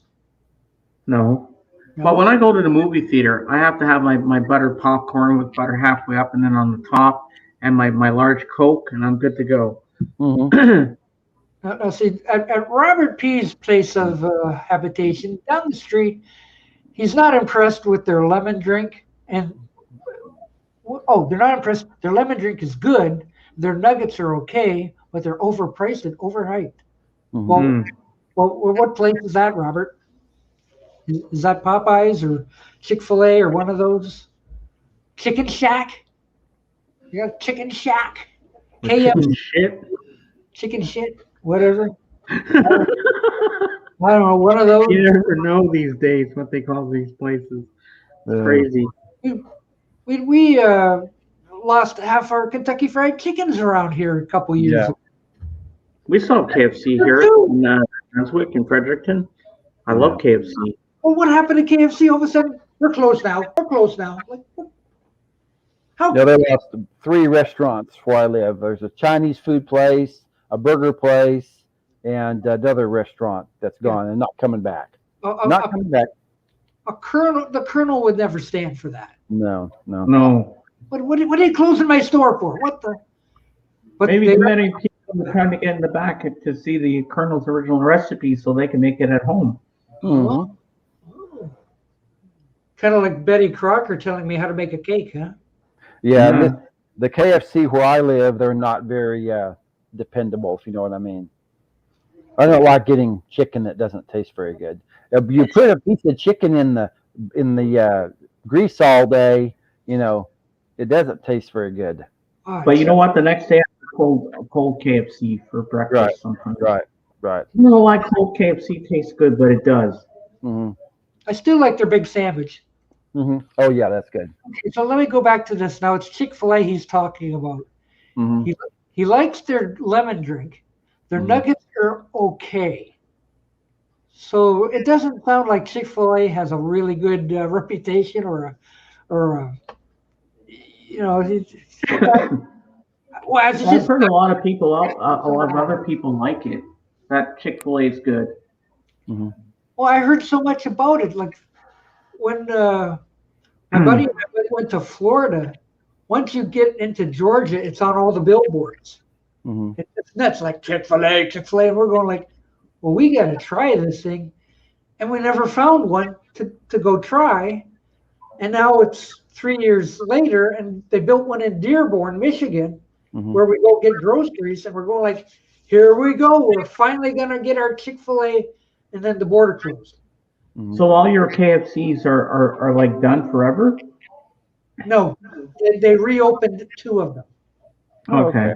Well, actually, they built 2 new ones, but we did get 2 of them back. So we still have, the East End still doesn't have a KFC. They closed the one where my mother lived, never came back. They even closed the Burger King. Who closes Burger King? We just got a new Burger King. We're about to get a new Wendy's. So. Congratulations. Like there's not enough Tim Hortons and Wendy's around where I live. They're everywhere. Now look at this. Wes says all the local KFCs around his place shut down and became Popeyes overnight. Yeah, what? Yeah. Can they do that? Wow. I guess if you buy it out, I guess. They turned them into Popeyes. That's crazy. Well, where my mother lives, they had built a new McDonald's, which may have helped putting Burger King out. Welcome back, Abby. And then they started to build a new restaurant not far from McDonald's. And I'm thinking, oh, they're getting something new. And when they put the sign up, it was A&W. Oh, okay. A&W is good. I like the root beer. Oh, the root beer is really good, and that frosty nut. Oh, yeah. Whoever thinks of going out for root beer? No. Well, my mom likes the root beer there and the onion rings. Hey, Mom, at A&W? Yeah. The root beer floats are pretty good too. I think there's In-N-Out in Taylor, Robert P. Off of Telegraph Road. Oh, I've heard of In-N-Out burgers. It was a Telegraph Road and Eureka Road. I think there's an In-N-Out over there. Don't quote me, but I think there is. See, run to Google and Google In-N-Out Michigan. Maybe it'll. But I Robert, I'll take you, but it's not that great. Well, I don't know. I've just heard so much about Chick-fil-A and all that advertising. I just thought, oh, Lee Tripper's having that for dinner. Oh, nice. Wow. Hurry up and run and get some and bring it back and tell us how it is. No. Make me big. I'm going to show you something. Okay. Oh, you got it looks like an A&W glass, right? Yeah. Oh, okay. That's cool. Now, did I've had you that drive? since I was a kid. Yep. Did you drive away and not pay for that? Yeah, my mom grabbed it and kept it.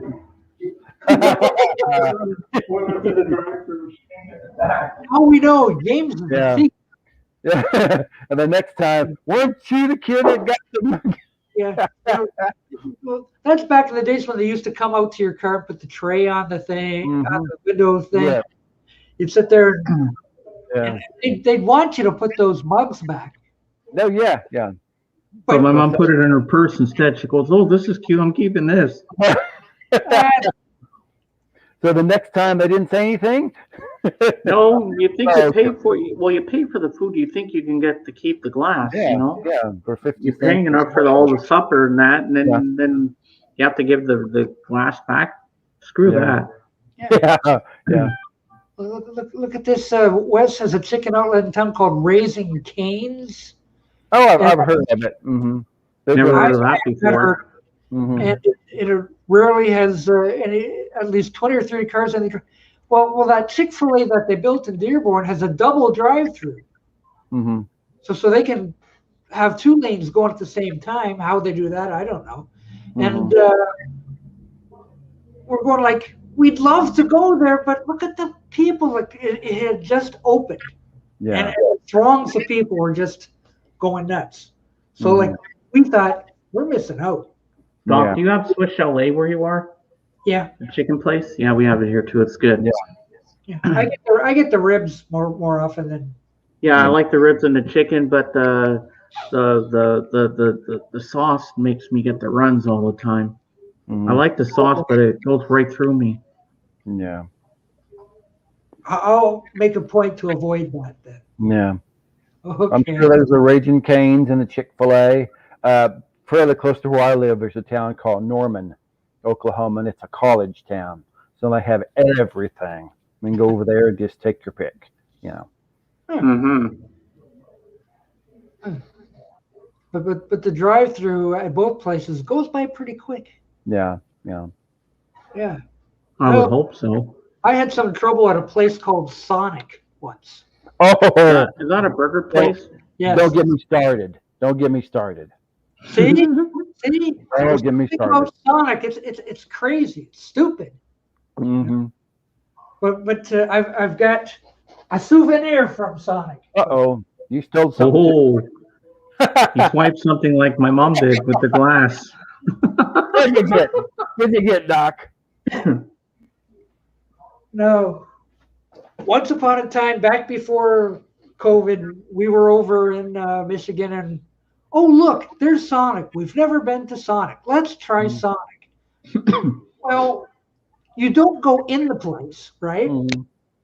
You either have to sit in your car and use one of those boxes, or you get out of your car. They've got some picnic table sitting there and another gigantic box. Yeah. That, like, what is this? The Jetsons? Can I take your order, please? Well, yeah. Can I have a this and that and that and this? How do we pay? They don't know. So, so like it was my turn, and I hit the button, and I'll take a this and this and this and this.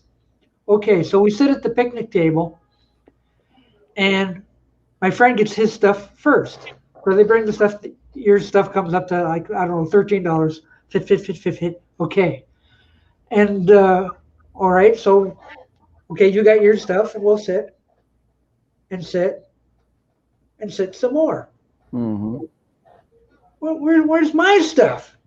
So I go to the box and, excuse me, I made an order, like not too long ago. Like, where's my stuff?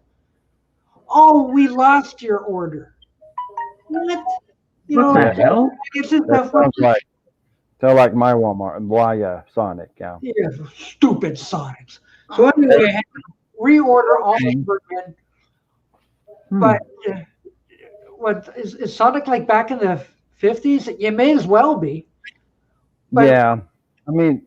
But what happened? I made myself big because when I finally got my stuff, they brought it out, and like I had my wallet to pay. You don't have to pay. Our treat. Thank you, Mr. Sonic. Plus, free medium cherry limeade. Oh boy! Ooh. Nice. Yeah, look at that. It's worth a mint. Wow. I said I'll never use it. Yeah. But it's like this will always remind me of the time we went to Sonic. Hey, but you got a free lunch. Mm-hmm. And I got a free lunch out of it too. Yeah. Yeah. Yeah, there's a lot of complaints about this Sonic on Facebook having cold burgers. You ever bite into a cold burger? Ugh. And not having food right, and wanted a burger a certain way and get a chicken basket instead. Just really messing stuff up. Yeah. They should put the girls on skates again. Yeah. Yeah, that Like in American Graffiti or Happy Days. Mm-hmm. Yeah, they should do that again. White Castle is called Crystals down here. Mm-hmm. I thought they were two different places, weren't they? White Castles and Crystals. Well, no. My meal was free. When they brought it out, it was free, and then I got that little bargaining chip. Mm-hmm. So it's heavy too. It's 180 gram. Oh, okay. So I don't know. Like there's no real need to ever go to Sonic again. No. No, actually, the best restaurant, the town I live in, there's a little Chinese food place, and there's a couple who's been there for like 25 years, and they have grown kids working there. And I'm Mr. Kendall. Hey, Mr. Kendall, how are you? Hey, they know you by name. Yeah, they know my name. My wife and my usual there. Yeah. Yes, my usual, my lo mein and my fried bread. My son wants some lo mein, and that's all. They got the same burgers. Yeah. Yeah, but I've seen Crystals. I think are they Midwestern area? Well, there were Crystals in Oklahoma City back in the day. I don't know if it was the same kind. It was more of an Italian restaurant. And what's Culver's? Okay, yeah. Culver's. Mm-hmm. Sonic's hamburgers suck. Well, I don't remember going like after one. Like it was like it was just the idea that I ordered one and they somehow lost my order and I didn't get anything. And with you bite into a cold one. Or you bite into the burger and the middle of it is cold or something. I went to a Steak and Shake in Florida thinking you got a steak, like a steak sandwich. Mm-hmm. They ended up being hamburgers or steak burgers, I guess. So Steak and Shake was not what I thought it was going to be. So it wasn't bad. It still wasn't bad, but it just wasn't what I expected. But I was going to say about Culver, that they advertise Butterburgers. And we go like, what the heck are Butterburgers? We got to try that. And those, I wasn't really too particular what we got. It was like, no, not really. No. I wouldn't go out of my way for Culver's after this. So I remember one time in 1984, I was like in my teens, and we were driving with my Uncle Mickey, and we went to the drive-thru at McDonald's, and they gave us a tray and put all the stuff on it. We're supposed to get the tray back. My Uncle Mickey stole and says to me, "Here, James, take this. Here's a present for you. When you eat your dinner at home, you can have a tray to sit it on." Yeah. Uncle Mickey stole the tray. I think. Yeah. I don't know. When I went to Culver's, I was not impressed. So I've never been to. I don't think there's a Culver's around here. We were just taken in by the advertising of Butterburger.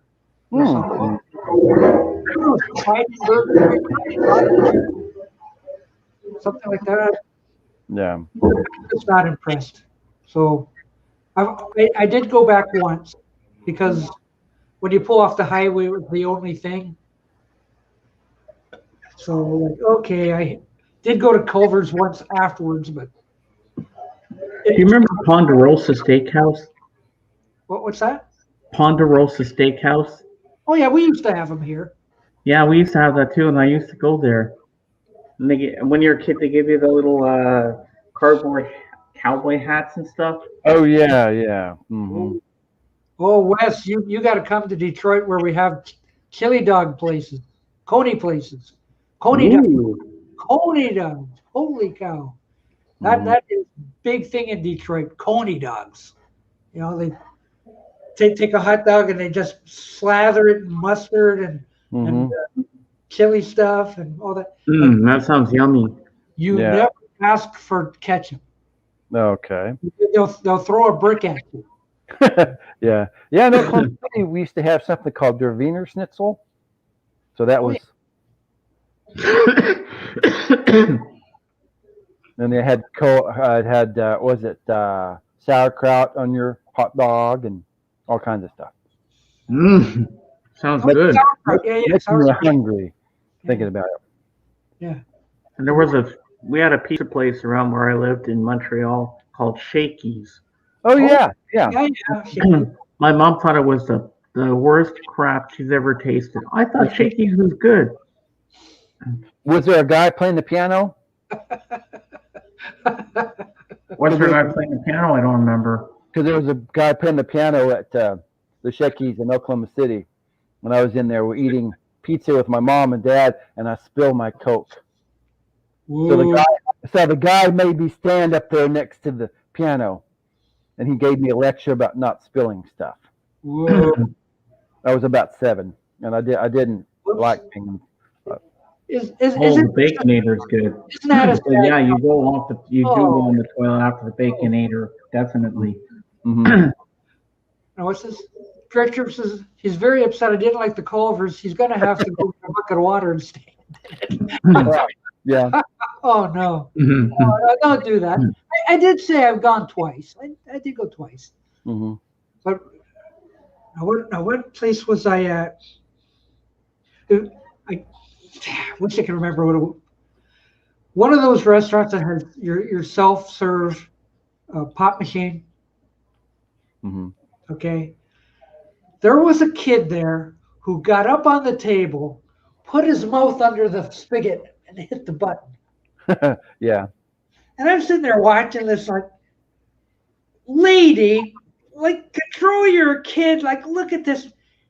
And she was like, like, I'll get a drink at this machine. And the kid's sitting there like, blah, blah, blah, blah, blah. Yeah. Oh. And the mother didn't do anything. And probably the mom who'd get mad at you for saying something. You leave him alone. He's a little darling, Yeah. Always remember that. Sonic Burgers have a hell of a coney dog. Yeah, that's what we used to do. When I was about 19, I worked at a pizza place. And one of the things I had to do in the evening is change the beer keg. And we would pull the beer keg, and in the bottom, there would be a little beer floating around. So we'd all grab a mug and everybody have a drink of beer. And sometimes there was some in the spigot. So the guy would, get something out of a spigot. So it was fresh then. Well, yeah, but that's not the same as going in public and underneath the pop machine thing and just pushing the button. Yeah. Was it just one kid, or did he have a brother or sister? No, it was just one kid. One? Okay. Yeah. Oh, I can still see that. Oh. And the mom wouldn't do nothing. It's about. The mom does. And the employees at the restaurant could have done something too. Yeah. He won't do it again.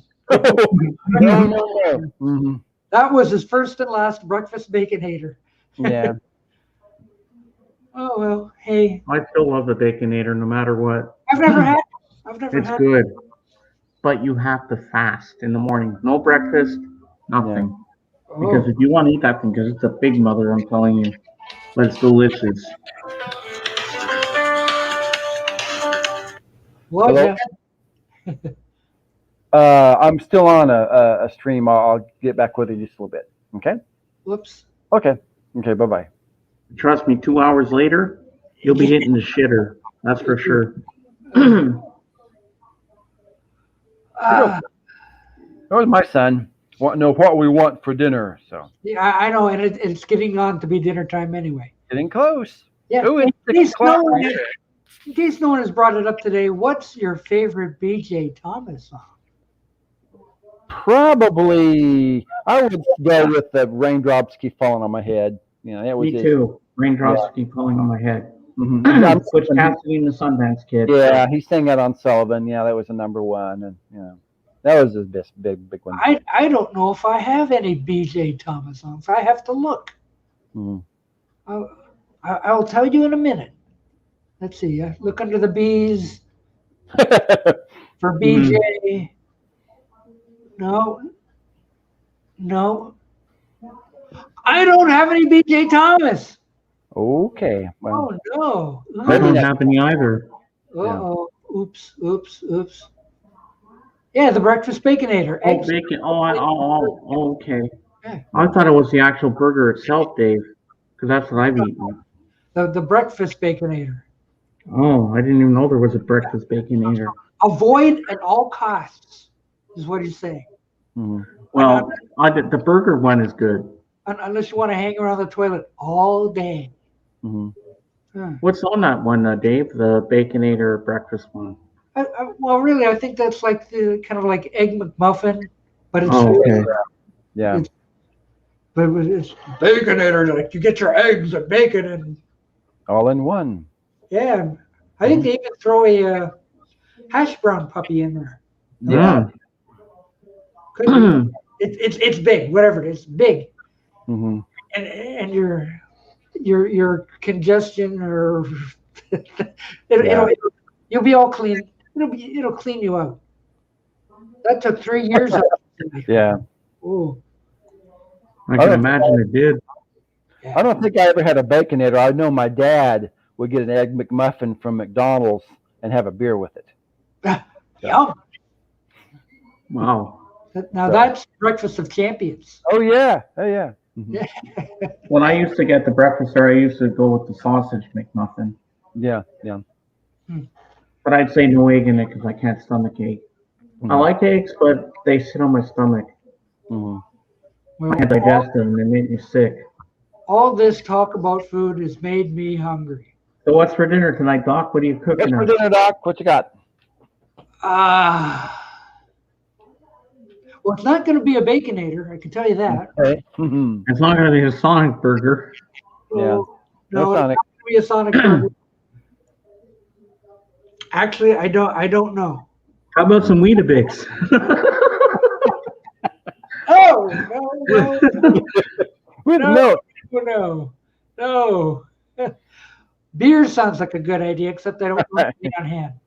I've had 2 beers today, so We'll have to open the fridge, look for something, and give James some thanks, and Jeff some thanks, and Day Tripper, and Wes, and Dave, and everybody else who's been typing over there. Happy to see you all. Thank you. pleasure to be here always, Doc. You know we love being here with you. having me on, Yes. and we'll do it again. And you know what we say at the end of these? What? We're done. We're done. We're done. Bye. Say bye. Bye. Later. So long. Yeah. See you next time. Yeah. Bye.